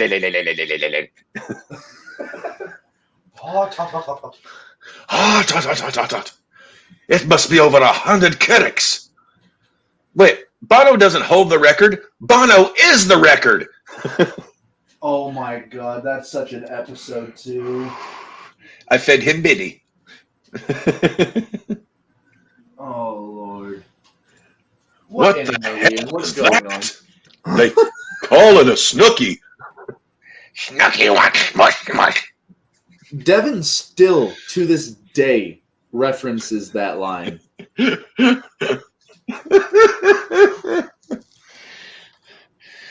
You're garbage. You're just cabbage. Holy shit, there's a new pitcher out there for the Giants. Holy shit, finally? And he struck out Castellanos in 3 pitches. Hayel. Maddie, Maddie, I need your Puerto Rican on this. How do you pronounce that? I am waiting for it to come back up for me. What is your name, sir? Hjelle? It could be hell. It could just straight be hell. But the thing is he doesn't look Hispanic. he looks. No, he does not look Hispanic. He looks very like West Coast Chopper type dude. Could it be Yell? Could the H and the J be like Nordic? Oh God, Maddie, I did not tell you this out of embarrassment, but now that we're in this game that's a fucking blowout, I have to tell you this. I want you to take a guess at what YouTube rabbit hole I went down the other night. I'm ashamed of this, but I went down it after not having watched this show in about 20 years. Oh, it's a show. It's on YouTube. They've uploaded like the first 6 or 7 seasons on YouTube. Very prominent television network, but I had not watched this show in about 20 years, and I went and I watched like 2.5 hours of it in bed the other night. You said 20 years, right? Yeah, about roughly 20 years, if I remember when it premiered, because it premiered right in my freshman year of college, which would have been 2004.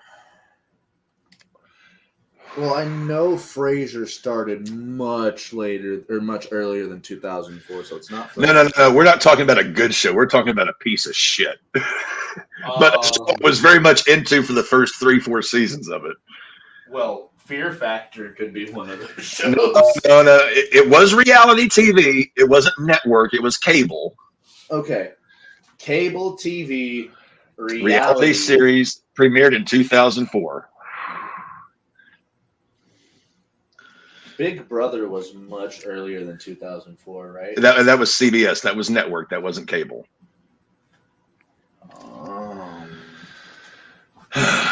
Ozzy Osbourne sang the theme song. Well, Ozzy Osbourne had his own reality show, so that does not help. No, that was a good show. I liked Ozzy's reality show. Ozzy's show was funny as shit. Shannon! I'm stumped. Who is it? South Park mocked this show at one point. South Park has mocked many a show. The thieving dog is all around you. Oh, Dog the Bounty Hunter? Criminals are on the run. There's no use hiding in the pot. So here's the thing. I'll hunt you down because I'm the dog. So here's the thing about Dog the Bounty Hunter is he actually knows my family. Oh my god! Not in a bad way. They were clients. Yeah, no, of course, of all the families that have known random ass bounty hunters, yeah, my bloodline does in fact have some weird tie to Dog the Bounty Hunter. One of my uncles on my dad's side was at a birthday party. And Dog was there because he was, like his daughter was friends with. It's so weird, but yeah, no, I bumped into Dog the Bounty Hunter once in my life. You were taller than he is. He's like 5'6". I sure should am not tall. I wasn't taller than him then. He wears those cowboy boots that have the big heels that he has like 4-inch lifters in his boots. Yeah, he's the one that made me do push-ups and told me to fix my posture. What the fuck? Yeah, Laura says that she bumped into him at Comic-Con. Laura, you just made me choke on my water. But yes, no. For some, and I think Dog the Bounty Hunter has like residence out here in Colorado, right? Yeah, he's from Denver originally. He owned a bail bonds office out there before he went to Hawaii. Now he lives in Florida. Okay, he lives in Florida now, and also, yeah, his wife passed away. His first bail bond agency was out of Denver. His wife did pass away a couple of years ago due to cancer. I do remember hearing that. And he got remarried quick. Yeah, but he was with his wife for a long time. No. He and Beth were only together for like 6 or 7 years. He's on his 6th wife. 6? 6th. 6? He's on his He's been 6th married wife. 6 times? He's on his 6th wife, has 12 children. I know he had a fuck ton of kids because some of them are bounty hunters. But yeah, I was really into that show like the first 3-4 seasons, and I never watched it again. And then somehow I got on the rabbit hole the other night on YouTube, and I wound up watching like 2.5-3 hours of old Dog the Bounty Hunter. I was like, oh my God, this show is horrible. Why did I love this so much?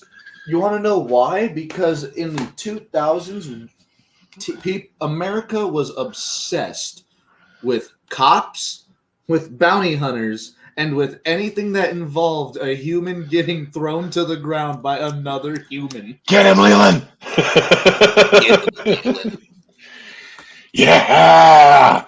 Just wait till you start going down the rabbit hole of other shows like American Pickers or fucking I used to watch American Pickers a lot. They actually, they were going to come to my mom's house at one point. They were looking, they like the scouting thing, like where they're trying to find places to pick. And I sent them an email saying, "Hey, my mother's got a whole huge ass barn on her property, just full of shit. You guys may find something." And I got an email back, but I had already moved out at the time, and I didn't. But yeah, they were actually going to come to. They were interested in coming to Mom's place to pick through her shit, and I was like, "Good God!" I said it as a joke, thinking they wouldn't. That would have been fucking crazy, dude. Well, my mother was an absolute hoarding pack rat. I'm the opposite. If I don't need it or it's not really super sentimental, I don't keep it. Exactly. She kept everything. You see, my mother-in-law is kind of like that, but I don't know if I could find anything like that would be worth like that. Like maybe a couple pieces of like what is it? Like cutlery or dishware, but other than that, like I'm not sure. God, now that I've got the Laws and the Chapmans in my head, thinking like, so Dog made you do push-ups. He told Alora to fix her posture. No, I was about to say, both of those were to Alora. Oh. The push-ups and the posture.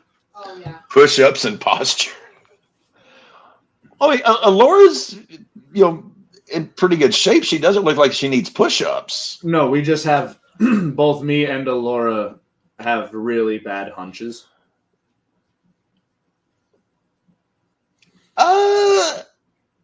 I've hung around with you far more than I have Alora. Like maybe I could see it. Alora, I don't remember. Now that I'm older, it's mostly been in. Yeah, your scoliosis has gotten much better over the years. Yeah.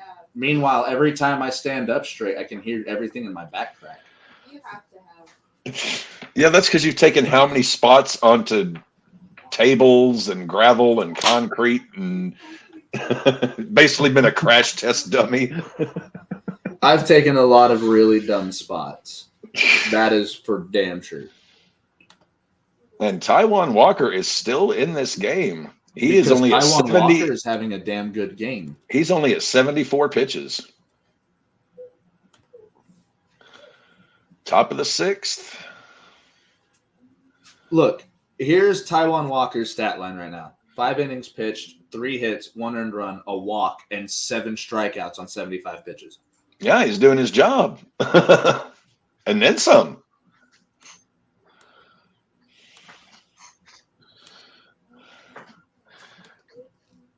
I'm trying to think celebrities I've met in real life. Now that Alora's thrown Dwayne the Dog Chapman out there, I've got to try. We've met Bray Wyatt, of course. Yeah, met Bray Wyatt. Both you and I refused to ruin someone's privacy. Devin and I saw Arn Anderson. You saw Kofi. Yeah. I met Charlie Daniels, the fiddle player, when I was a really little kid. You see, I thought you were saying Charlie Day, and that was about to be like Always Sunny. I wish. God, I love Charlie. Dan Severn, met Dan Severn, Jack White, let's see. Trying to rack my brain here.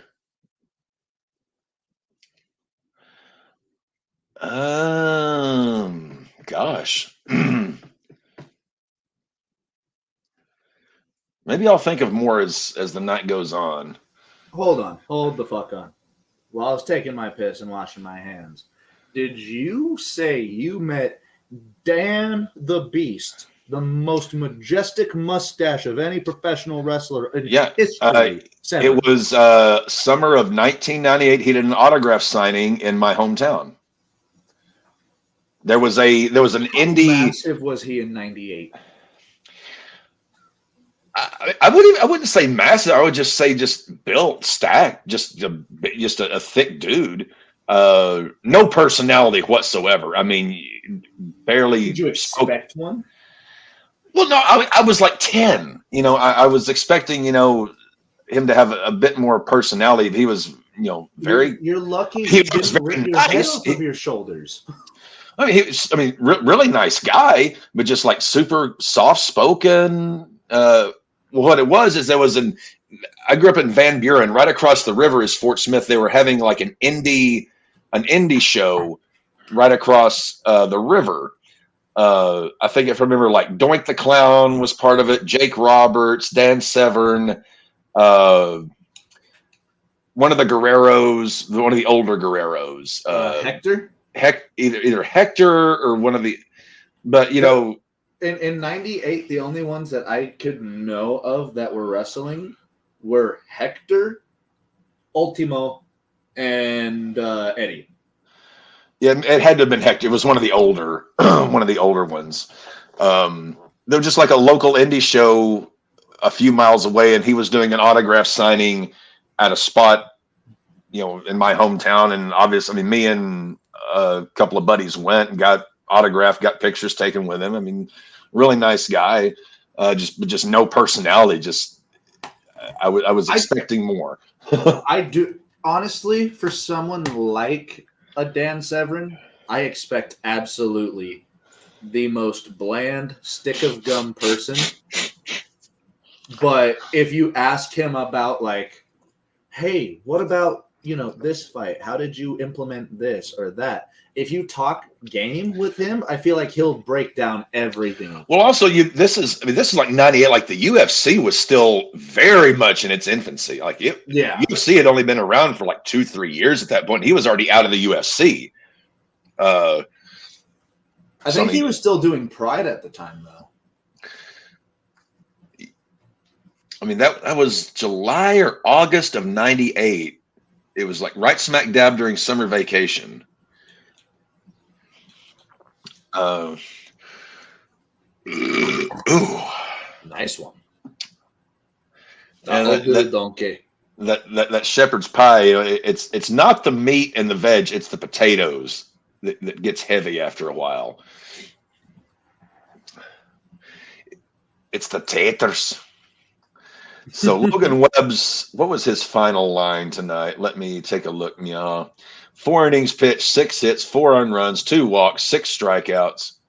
Strike 3. That is going to be 8. Or was that? No, that was, Rojas strikes out looking there. Bottom of the 6th. Can I get Schwartz to get a double, and can I get Estrada to get a double? That'd be lovely. Thank you both. Have a wonderful night. They just started playing CM Punk's theme music. Look in my eyes, what do you see? Cult of personality. Okay, so you want to know something that pisses me off right now? Schwarber has a run off of a walk. Schwarber has been struck out, and Schwarber flied out to right. Estrada flied out to right and has been hit by a pitch. For the love of God, can these guys get a hit, please? I just need a double from both of you gentlemen. That would be lovely. Thank you very much. $15 is right. We're all out of towels, and I'm too old to go diving in any lockers.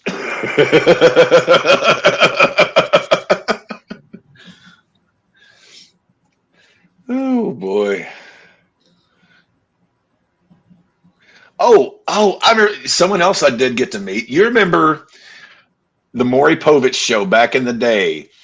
He had a motivational speaker that came on there, Mad Dog Mesner, Dwayne Mad Dog Mesner. He was like Schwarber, you piece of shit.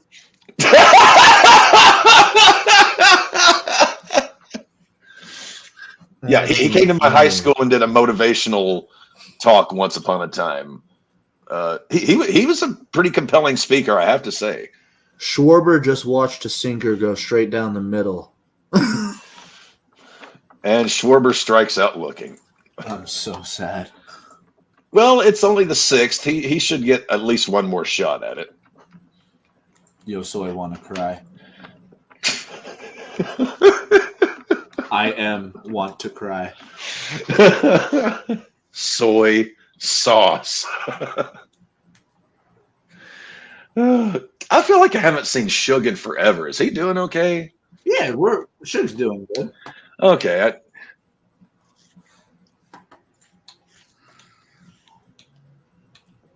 And Real Muto gets on.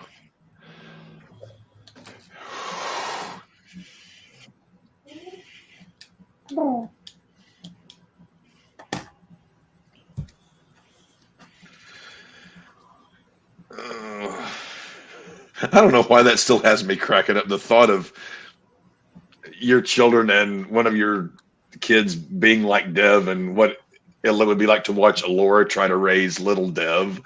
No. Just the thought of that, I don't know why it cracks me the hell up. Just the thought of Dev, like little bitty Dev, and you know, I've already had to deal with that kid look me dead in the eyes, tell me no, and hit me. I don't want to deal with that again. Deja vu. The train's coming back around the bend.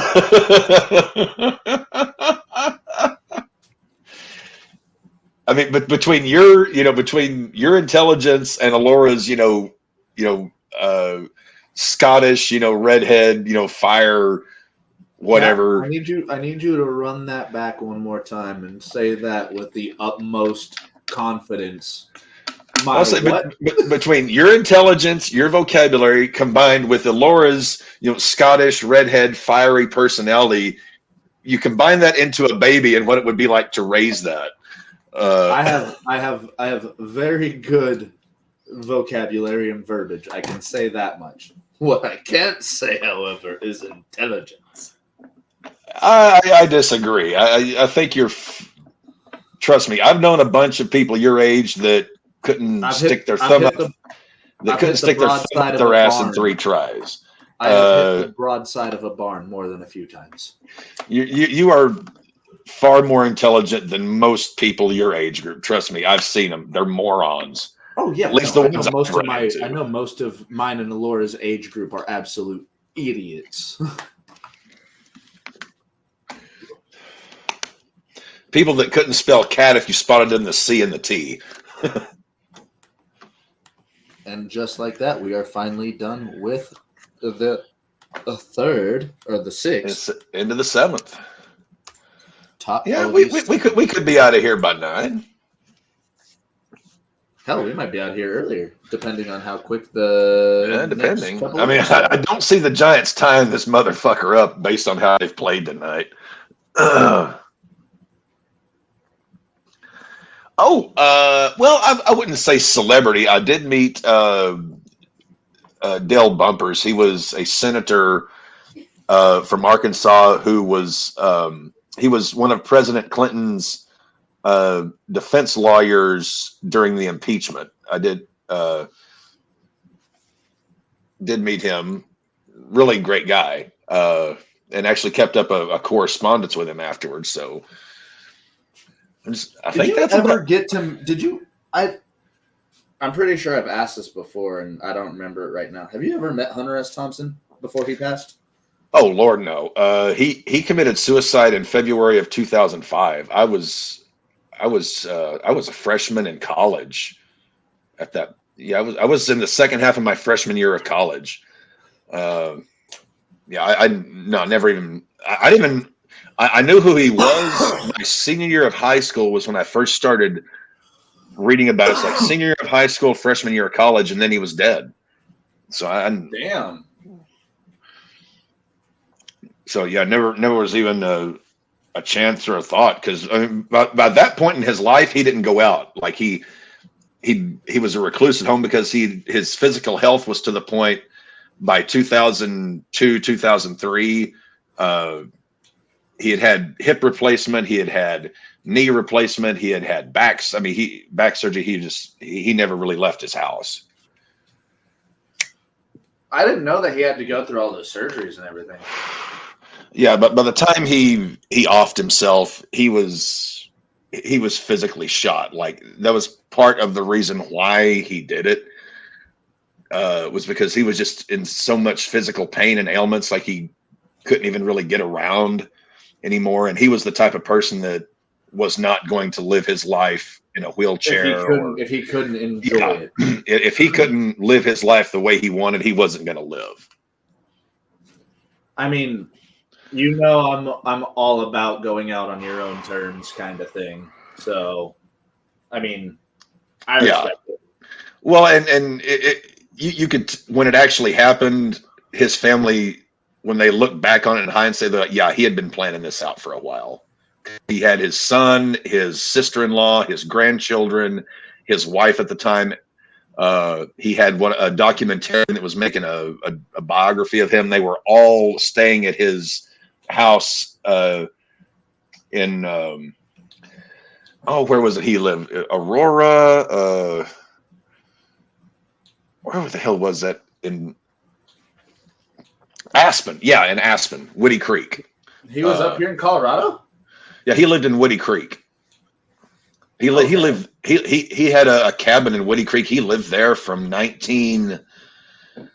think he bought the place in 65 or 66, somewhere in there, and he lived there the rest of his life.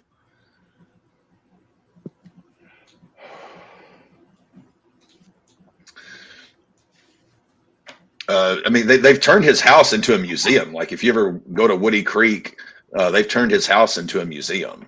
Well, I don't think I'm too far from Aspen, which is the crazy thing. I didn't know he was up here. Yeah, he lived in Woody Creek for 70s, 80s, 90s, for about 40 years.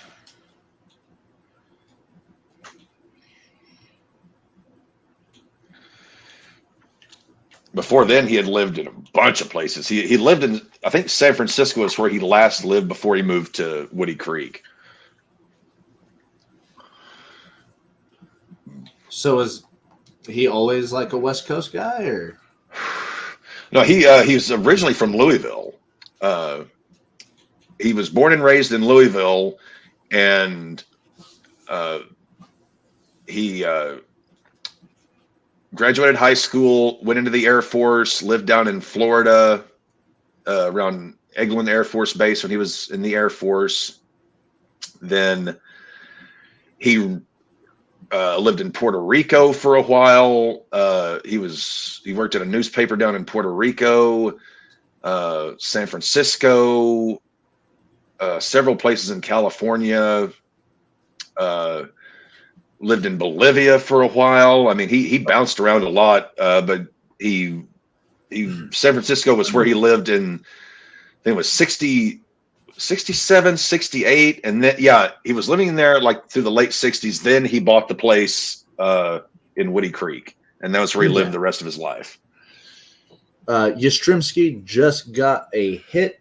Tyro Estrada is up to bat. Come on, Estrada, get a double. It is gone. Did he fucking send it? 2-run homer, Estrada. I just need Schwartz to get a double.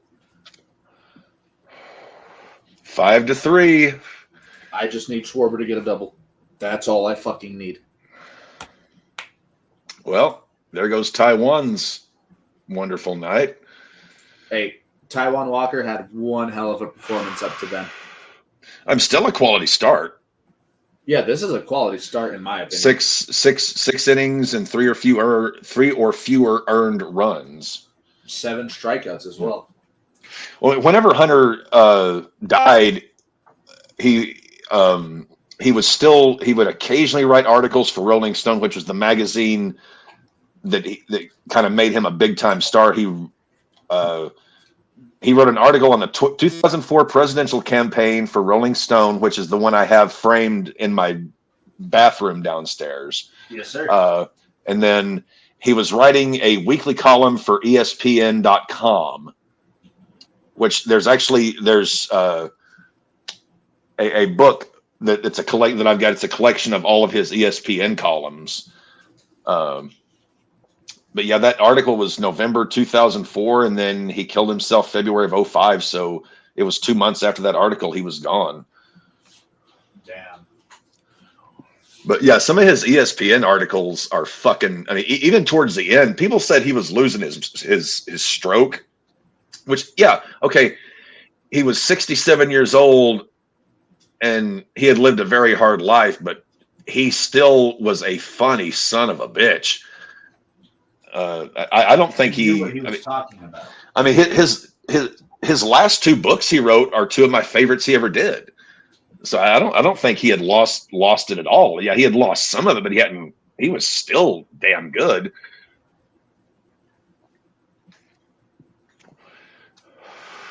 Actually, I've got them right here. I can pull these down really quick.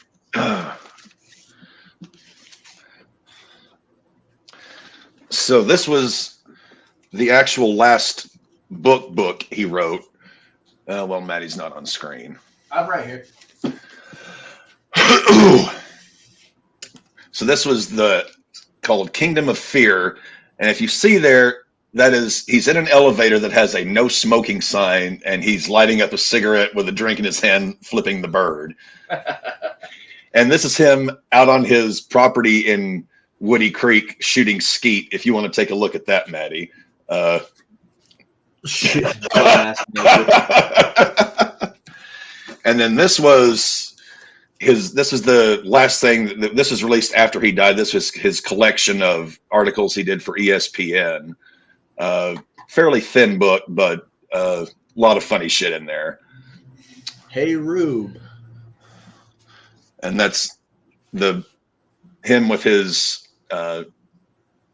he called it the Great Red, or the Red Shark convertible that he had for decades and decades. That was his favorite car, and that's his wife that he married just a few years before he was married to one woman for like 30 years, and then she finally left, and then he got remarried just a couple of years before he died.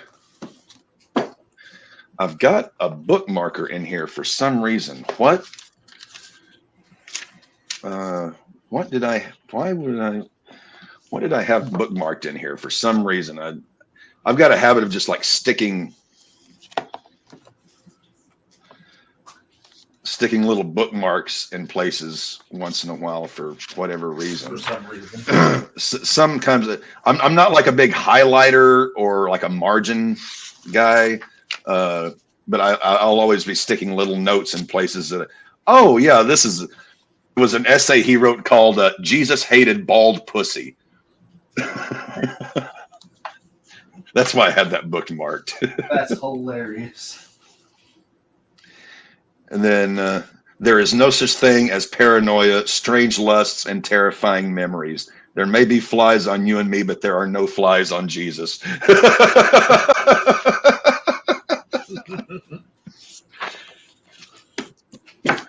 Oh, damn it, Hunter. I miss you.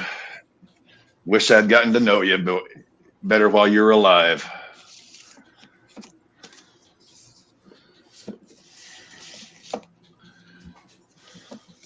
These two, actually, Maddie, if you want to take a look at this. You see how thick those are? These are the first two volumes of just letters he wrote. This is strictly just letters that he wrote to friends and colleagues from 1955 until 1976. So there's about 20 years worth of just letters he wrote. You and I write emails and send texts. He kept carbons of all his letters that he wrote to people. And these are,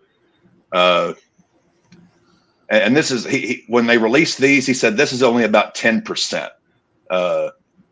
he said for every letter that was, he kept them all in a steamer trunk. And he said for every one that's in the book, there's another 8 or 10.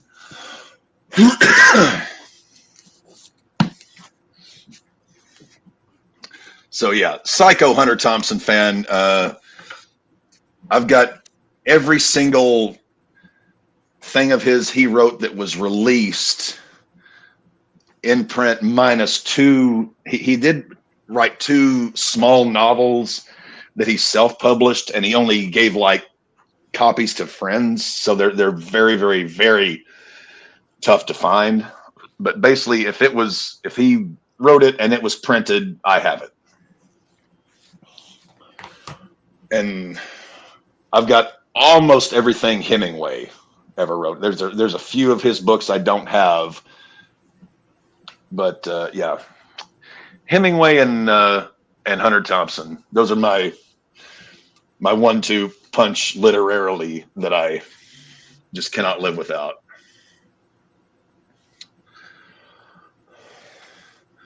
"96-mile-per-hour sinker" by Soto. That's pretty fast for a sinker.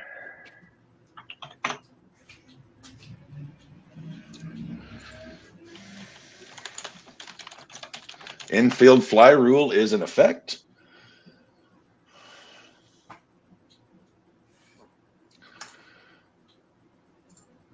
That is out number 2. We are top of the 7th, almost to the 7th inning stretch. The second half of this game has gone much faster. 37 people still with us. Thank you, one and all. We've been getting a lot. I've noticed this year we've been getting a lot of people for these Sunday night shows for whatever reason. I'm not complaining. I'm just Football season's not around. Maybe they just want someone to sit around and talk sports with them. Hey, and we will do that. I mean, that's what we do with each other. We're just Maddie and I would be doing this anyway over text and whatever. We're just doing this live. That's basically, that's what we fucking do all day. We just talk sports with each other back and forth. Now we're just putting it on camera. Yeah, we just do it live with y'all now.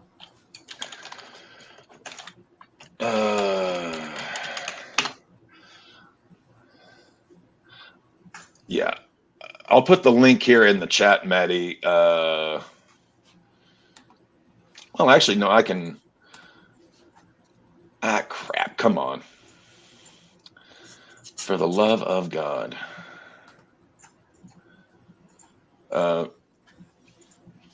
Hunter's suicide note was, it was short and sweet, but pretty poignant.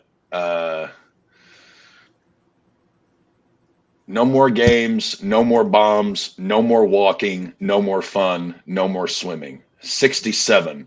That is 17 years past 50.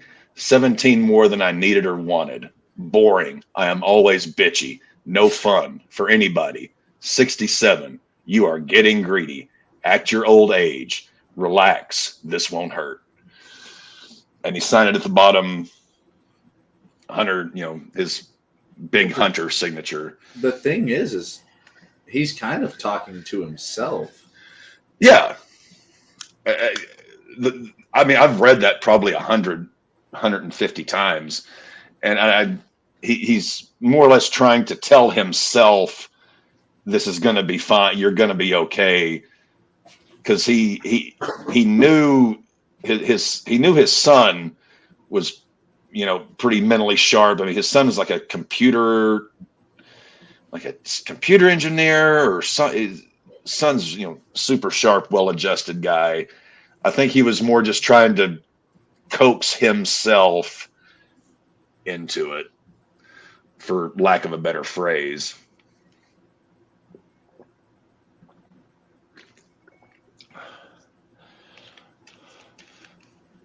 Good.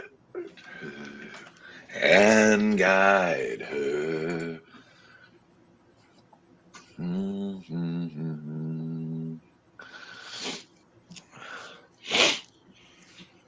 Mm-hmm.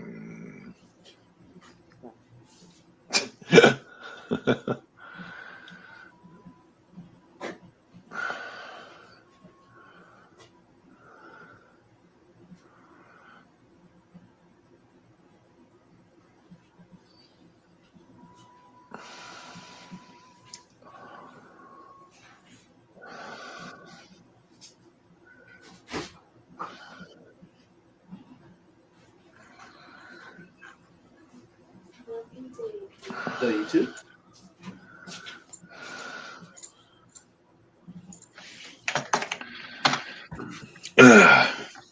We are in the 7th inning stretch.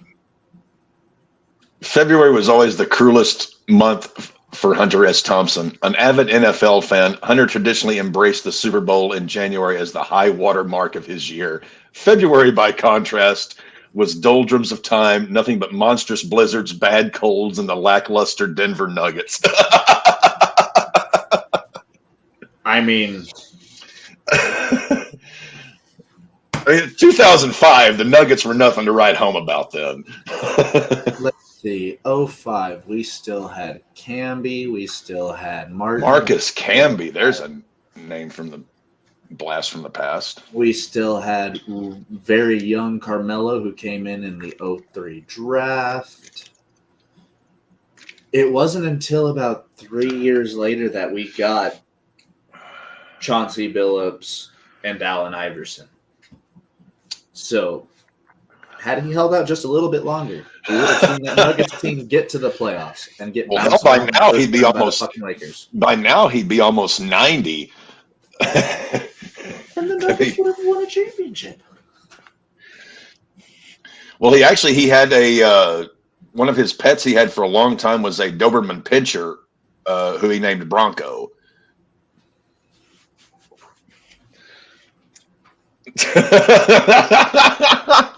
Ride, horsey, ride. He actually trained. He hated Richard Nixon with a passion, and he actually trained his Doberman Pinscher. He had like this cardboard cutout of Richard Nixon, and he trained the dog to bite the crotch of this cutout of Richard Nixon. That's political dedication there. That's when you're training your Doberman Pinscher to bite the crotch out of a cardboard cutout of Nixon.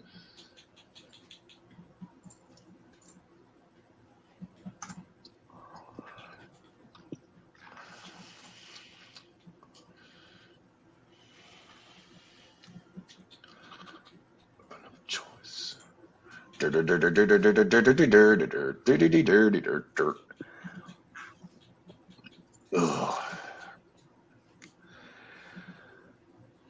Oh, good God.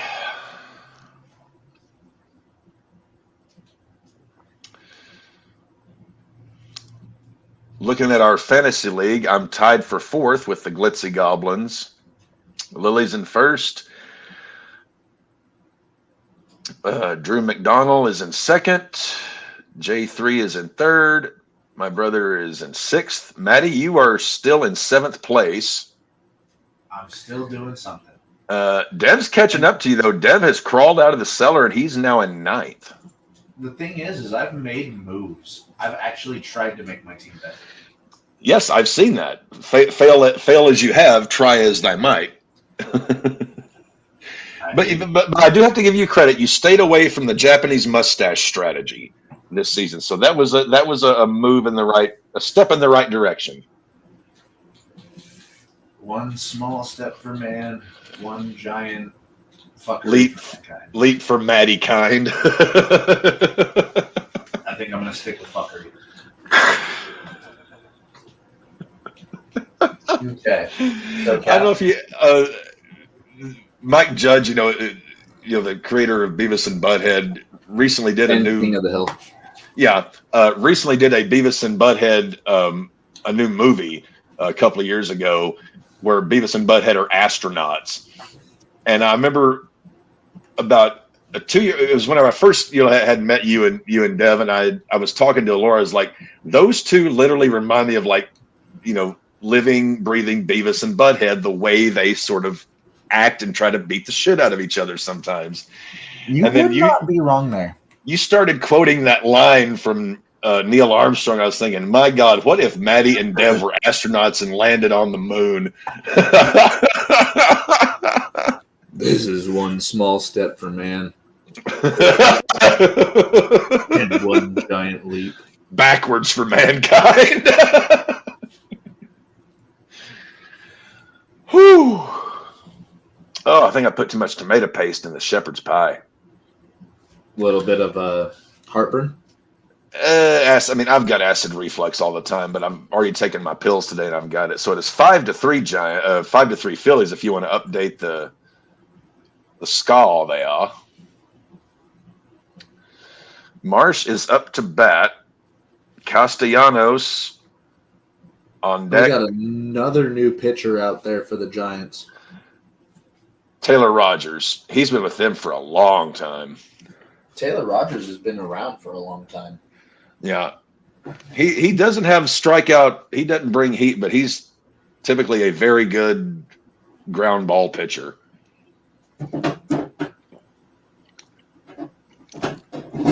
Oh.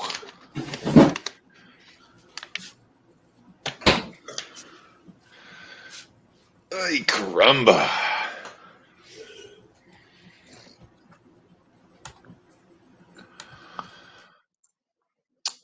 Let's see, what else is going on? Crap, I wasn't trying to do that. Damn it, wrong screen.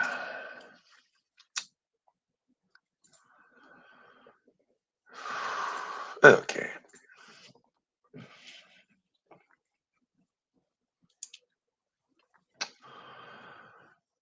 NHL.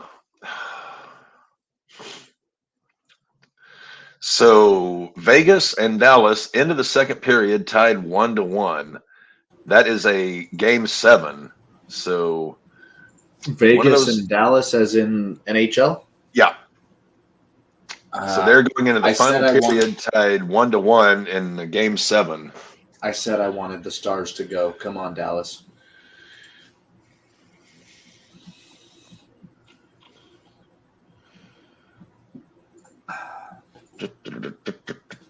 Castellanos.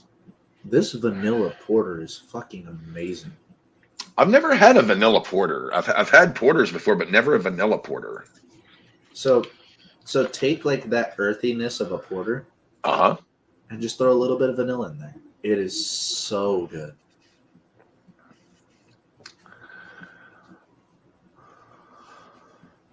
There's actually I think they're still there was a brewery around here that made a chocolate porter that I had years ago, and I'm not a big fan of chocolate flavored beers, but my God, it was delicious.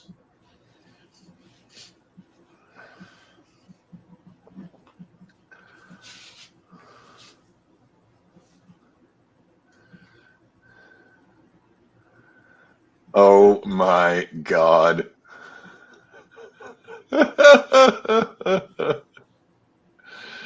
Dude, did you see Tree's most recent post? On Twitter? Yes. I'll me throw go up the find it. link. I'll throw up the link right here. Tree never disappoints, and damn it, I love him for it. What a pro wants, what a pro needs, whatever makes me happy sets you free. His 6th anniversary, he's like going through Christina Aguilera boy band songs in a post. And that is strike 3. Castellanos strikes out Lucan.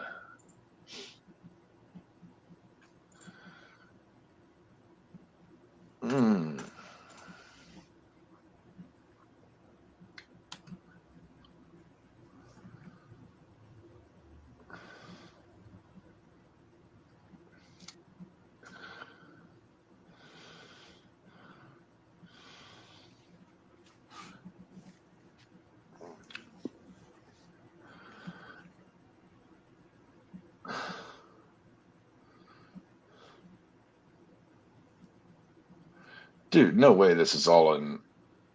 No, there's no way this would be in one night. Maddie, do you know if they've actually officially announced the King and Queen of the Ring qualifying matches or the first round matches just yet? Because there's a post up on Twitter showing the first round as far as the Raw guys are concerned, and it looks pretty banging. Gunther versus Sheamus, Kofi versus Rey Mysterio, Drew versus Finn, and Ricochet versus Dragunov. Ricochet Dragunov is going to be fun. Sheamus versus Gunther is going to be amazing.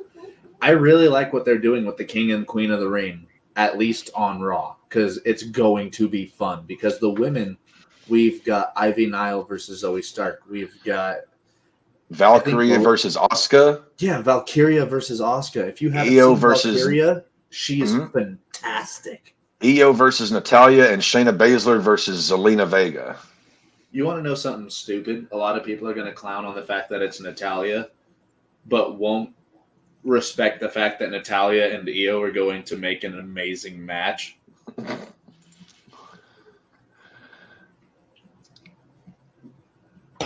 I got to go use Russian. The master of the quick piss.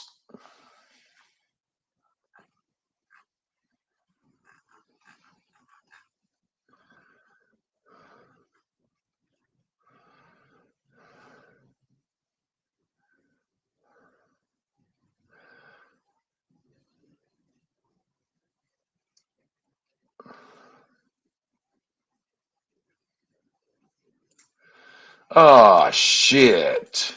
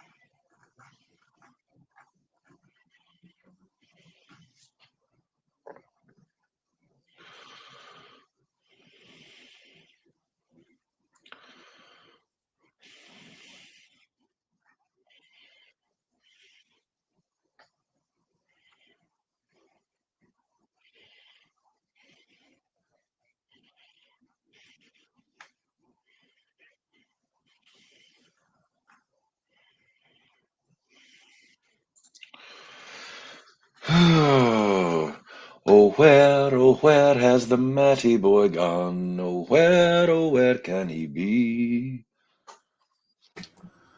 This Drake Kendrick shit ain't done yet. Ah, Bernard Hill died. Yes, and I haven't had the heart to tell Alora about it yet because she's a massive Lord of the Rings fan and she'll be sad. What? Ah, son of a bitch! I thought you were asleep. Bernard Hill. I don't remember exactly who he played in Lord of the Rings, but he King passed away at the Theoden. age of King Theoden. Oh. He passed away at what, 76 today? 79? 79, yeah. Oh no. But again, like Lord of the Rings is an older series, so like these. Shush. I'm in denial. Oh, baby, I'm sorry. Arise. Arise, Yeah. rise for your WWE King. champion. Rise for the Judgment Day.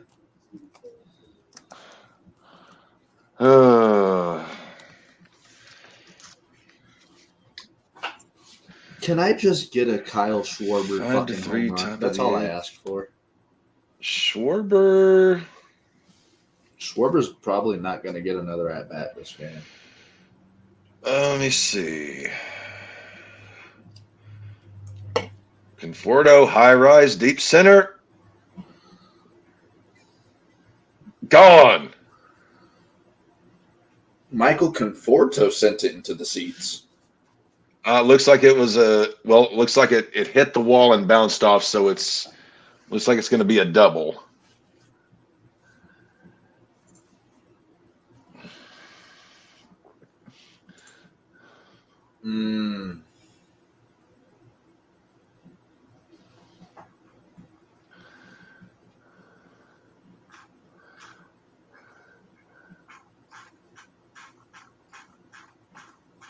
Well, Sir Ian McKellen is still alive, so there is hope as long as Gandalf still lives.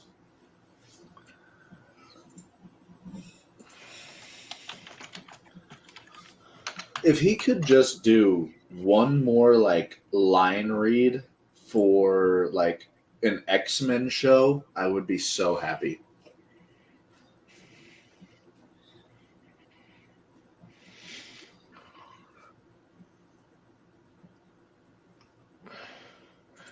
A wizard is never late, nor is he early. He arrives precisely when he means to.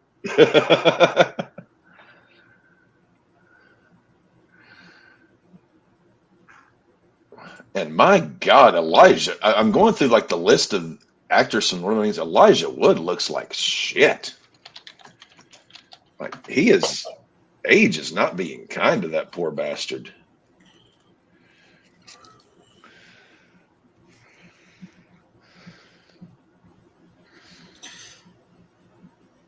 Yeah, his hairline is just going back. Yeah. No, I guess he is the size of a hobbit, 5'6". Well, I mean, that was perfect casting. Chapman strikes out swinging.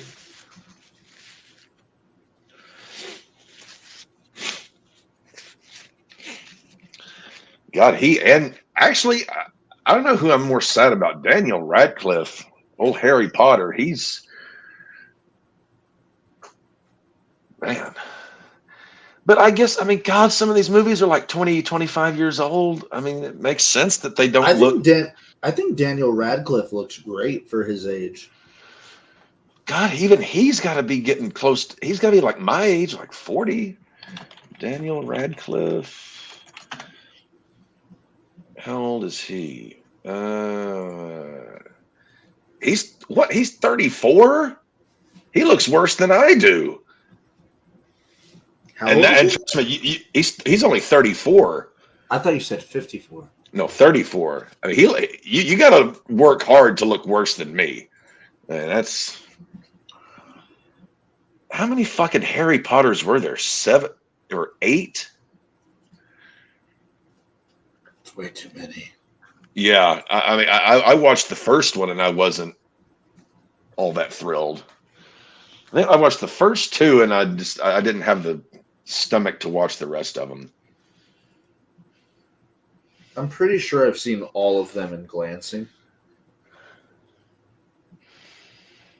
But Lord of the Ring, I mean, see, that's weird. Like with that kind of fantasy fiction stuff, it's hit and miss for me. Either I love it or I hate it. Lord of the Rings, loved it. Star Wars, loved it. Star Trek, fuck it. Harry Potter, fuck it. Strike out swinging to Yastrzemski. Strikes out. He's not had a good game. So we go to the bottom of the 8th. We're almost done. Who is up? Sosa, Rojas, and Schwarber. Schwarber's up this inning. Last chance for romance. It's not going to happen for me. The world hates me. Well, it's 5-3, and the world doesn't hate you, Matthew. It just severely dislikes and disapproves of your existence. There's a big difference. Schwarbs, I need you to hit a double. I need you to hit a home run. Schwarbs, I know you've hit 8. I need you to hit number 9. Also, 40 viewers. Thank you, one and all. I have more eyeballs on me than the day I slipped through my mother's wommy gina. And she worked at the hospital where I was born, so she said I had a full audience. So I mean, thank you all. I've always loved being on camera. I'm a ham bone. I like an audience. I tell you, I never get no respect.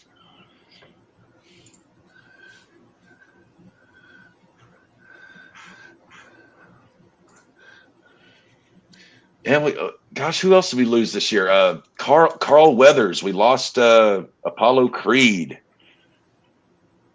We lose all these people, and I hate it. These people who the Stars have taken a lead, 11:53 to go in the third period. Stars are up 2-1.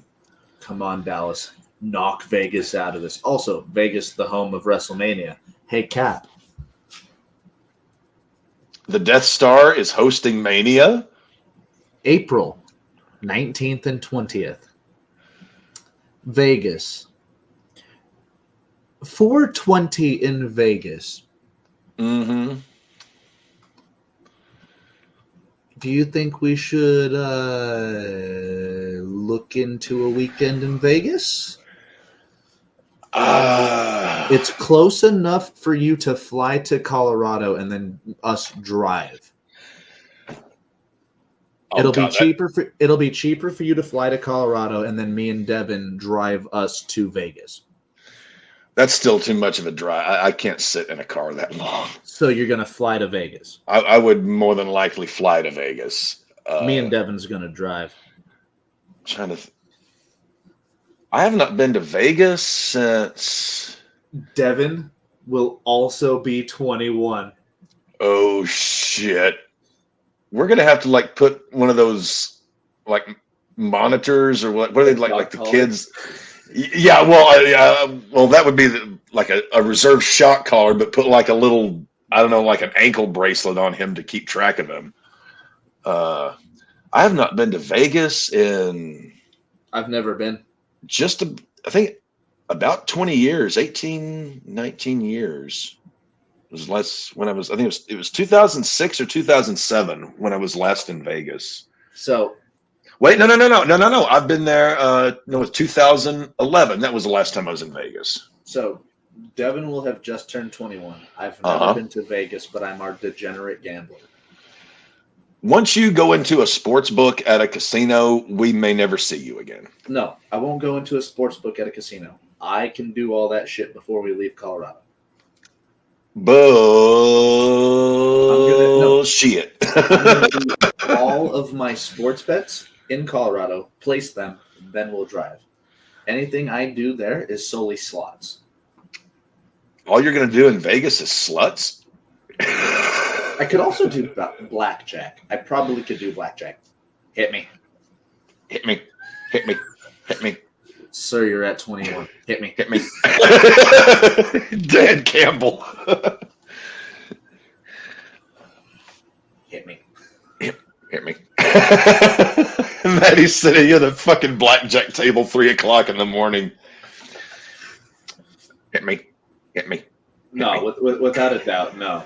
I'd probably only do like penny slots because I've always told myself if I'm going to Vegas, penny slots. Go for the penny slots. We're gonna go cheap. We're gonna get decent profit. I'm not going big and hoping for big profit. I mean, even I'm not a big fan of slot machines. If I was to do anything in Vegas, it would probably be blackjack or poker. But again, I'm not a gambler. I just like I love playing like poker with my friends, things like that. But like in a casino, I've been to casinos before, and I'm not a fan of casinos. I guess. Well, the gambling end, I just done anything. But I love doing stuff with people. You know, Vegas. I mean, shit. You can go to Vegas, never go into a casino the entire time, and still Come never on, run out of Schwartz. shit to do. Come Schwarby's on, up. Schwartz. Ball one, slider just down and outside, 82 miles an hour. Come on, Schwartz. Come on, Schwartz. Please make daddy money. Make daddy money. 1 ball, 1 strike, swinging at a slider down and in, 83 miles an hour. How and why did he swing at that? Fastball, strike 2. Son of a bitch, Schwartz. 96 mile sinker up and but no, that's more like middle end. Schwartz. Ball 2, slider, 85 miles an hour, way inside, 2-2 count.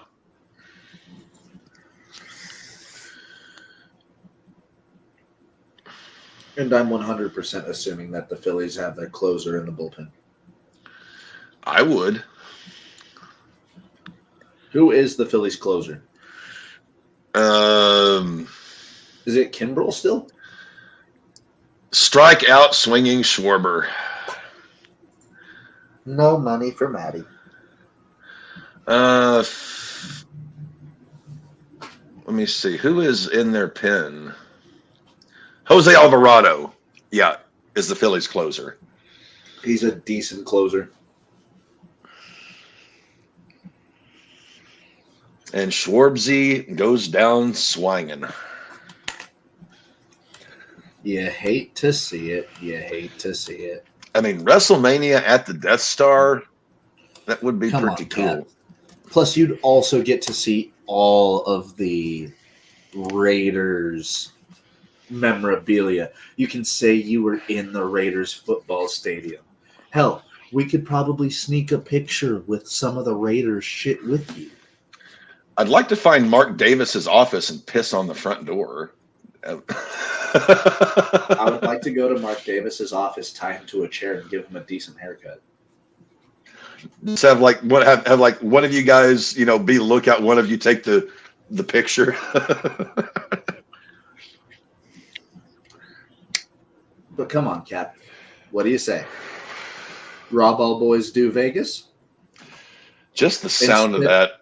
instead of the Rumble this year, next year. I do want to get to a Mania. I really do. It would be our first and more than likely only Mania because it's the closest to all of us. I mean, I think they'll. I mean, I don't know how long it'll be, but they'll come back to Dallas, to Jerry World eventually. Oh yeah, they will, but I don't want to go to. We've already done Texas. We've done Texas. We've been to San Antonio. That's the only thing that matters there. Yeah, we've done Texas. We've done St. Louis. Just keep in mind we will be moving around then. Ah, son of a bitch. Good point. That's why we save up money. Yeah. Or have Cat pay for it and then we pay him back later. RAWBall Vegas. That'd be WrestleMania 41. Stressed out about that. Oh, yeah. Oh, Because yeah. we're moving out about May. Yeah, good point. We'll look into it. Hit me. Hit me. Hit me. Hit me. Hit me.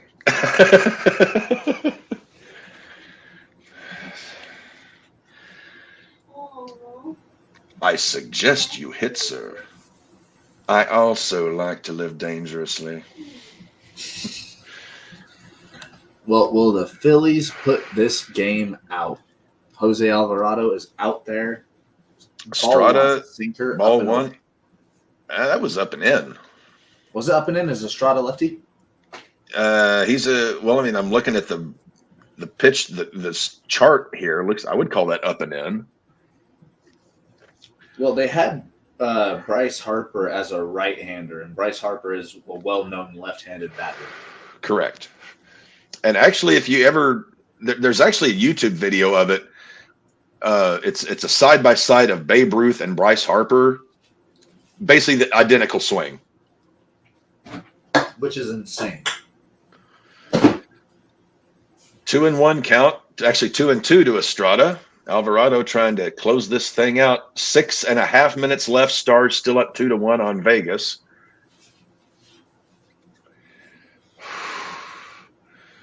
I'm God, kind I of was hoping Alvarado takes us home here. I was thinking Vegas, the shit Dev would get into. He's going to wind up in like a 50-person orgy at a cocaine buffet. We are up to pitch 7 in this at bat. Sinker down the middle. Fouled off.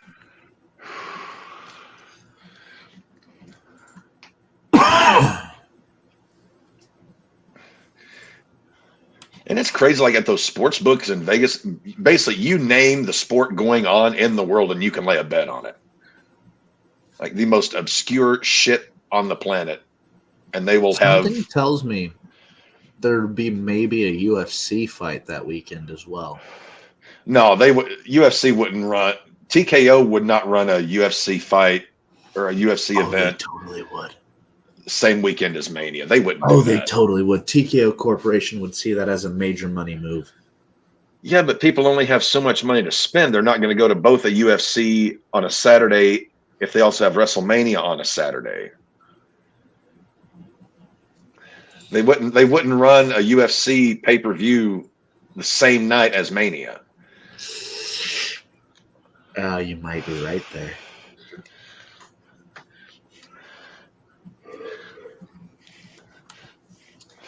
Come on. Put the game away. Reitz is up to bat. The catcher, that is high up and in, 96-mile-an-hour sinker.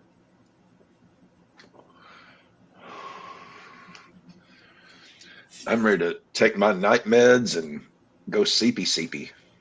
Yeah, I'm ready to take a nap before I take Laura to work. What time does she punch in at night? About 10:30 p.m. Wow.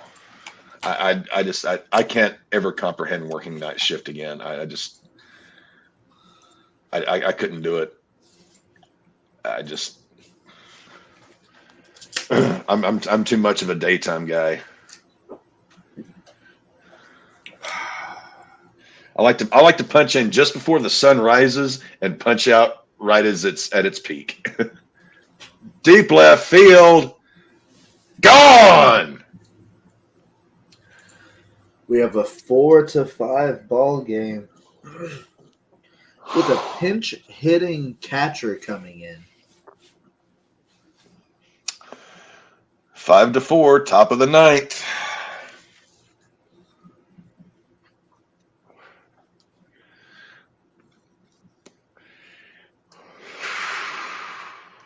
I bet that catcher has to be ecstatic right now.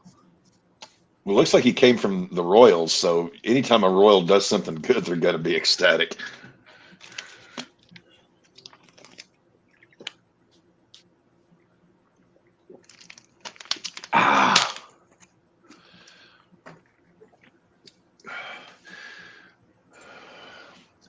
So that one is gone. We've got one out. And who is up? Nick Ahmed. Swing and a miss. Swing and miss. 91-mile-per-hour cutter.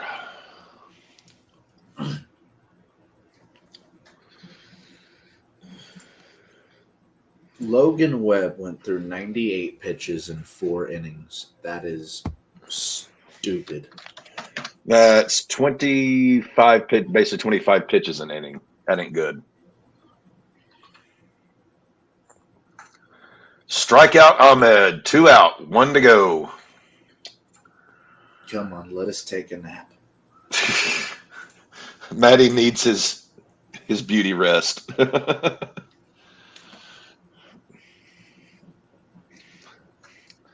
Jung-Hoo Lee, the center fielder, is up. He is 1 for 4 tonight.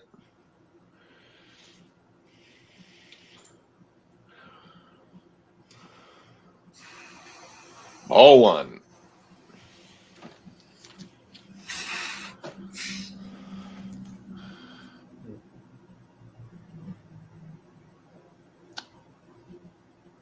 Foul ball.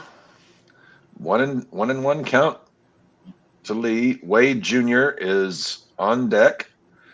Flores in the hole.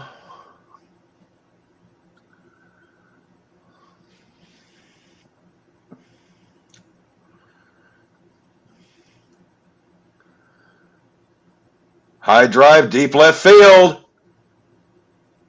Castellanos gets it, and that is the ball game. Ball game. Thank you, one and all, for tuning in. Cap, it's been almost 3 hours. We were expecting to go 2.5. Hit us with the outro. Well, stay safe, stay healthy. Or was it stay safe, stay healthy, stay hydrated, don't get arrested, don't get pulled over in the state of Kansas, work like the devil, eat like a king, sleep like a baby, and then the rest of the other 2 commandments we'll figure out at some point. Join us for the RAWBall podcast on Tuesday night as we recap the week that has been and look forward to the week that lieth ahead. Maddie, I'm guessing you have the Greg Cherry, the Crew Day, the RAWBall. Monday, Crew Day. Tuesday, RAWBall. Wednesday, Greg Cherry and Crew Day. Thursday, I have no idea. Wednesday, I have no idea. Or Friday, I have no idea. Any shows coming up with some new substances that you'll be pouring upon yourself, or is that just like like pay-per-view? We have to. Not that I know of just yet. I think we got to do like we got to do like the molasses. We got to get like molasses next. That'll really be fun. I did mention that to Greg, but with that all being said, thank you all for tuning in. 43 viewers as we finish the show. Stay safe.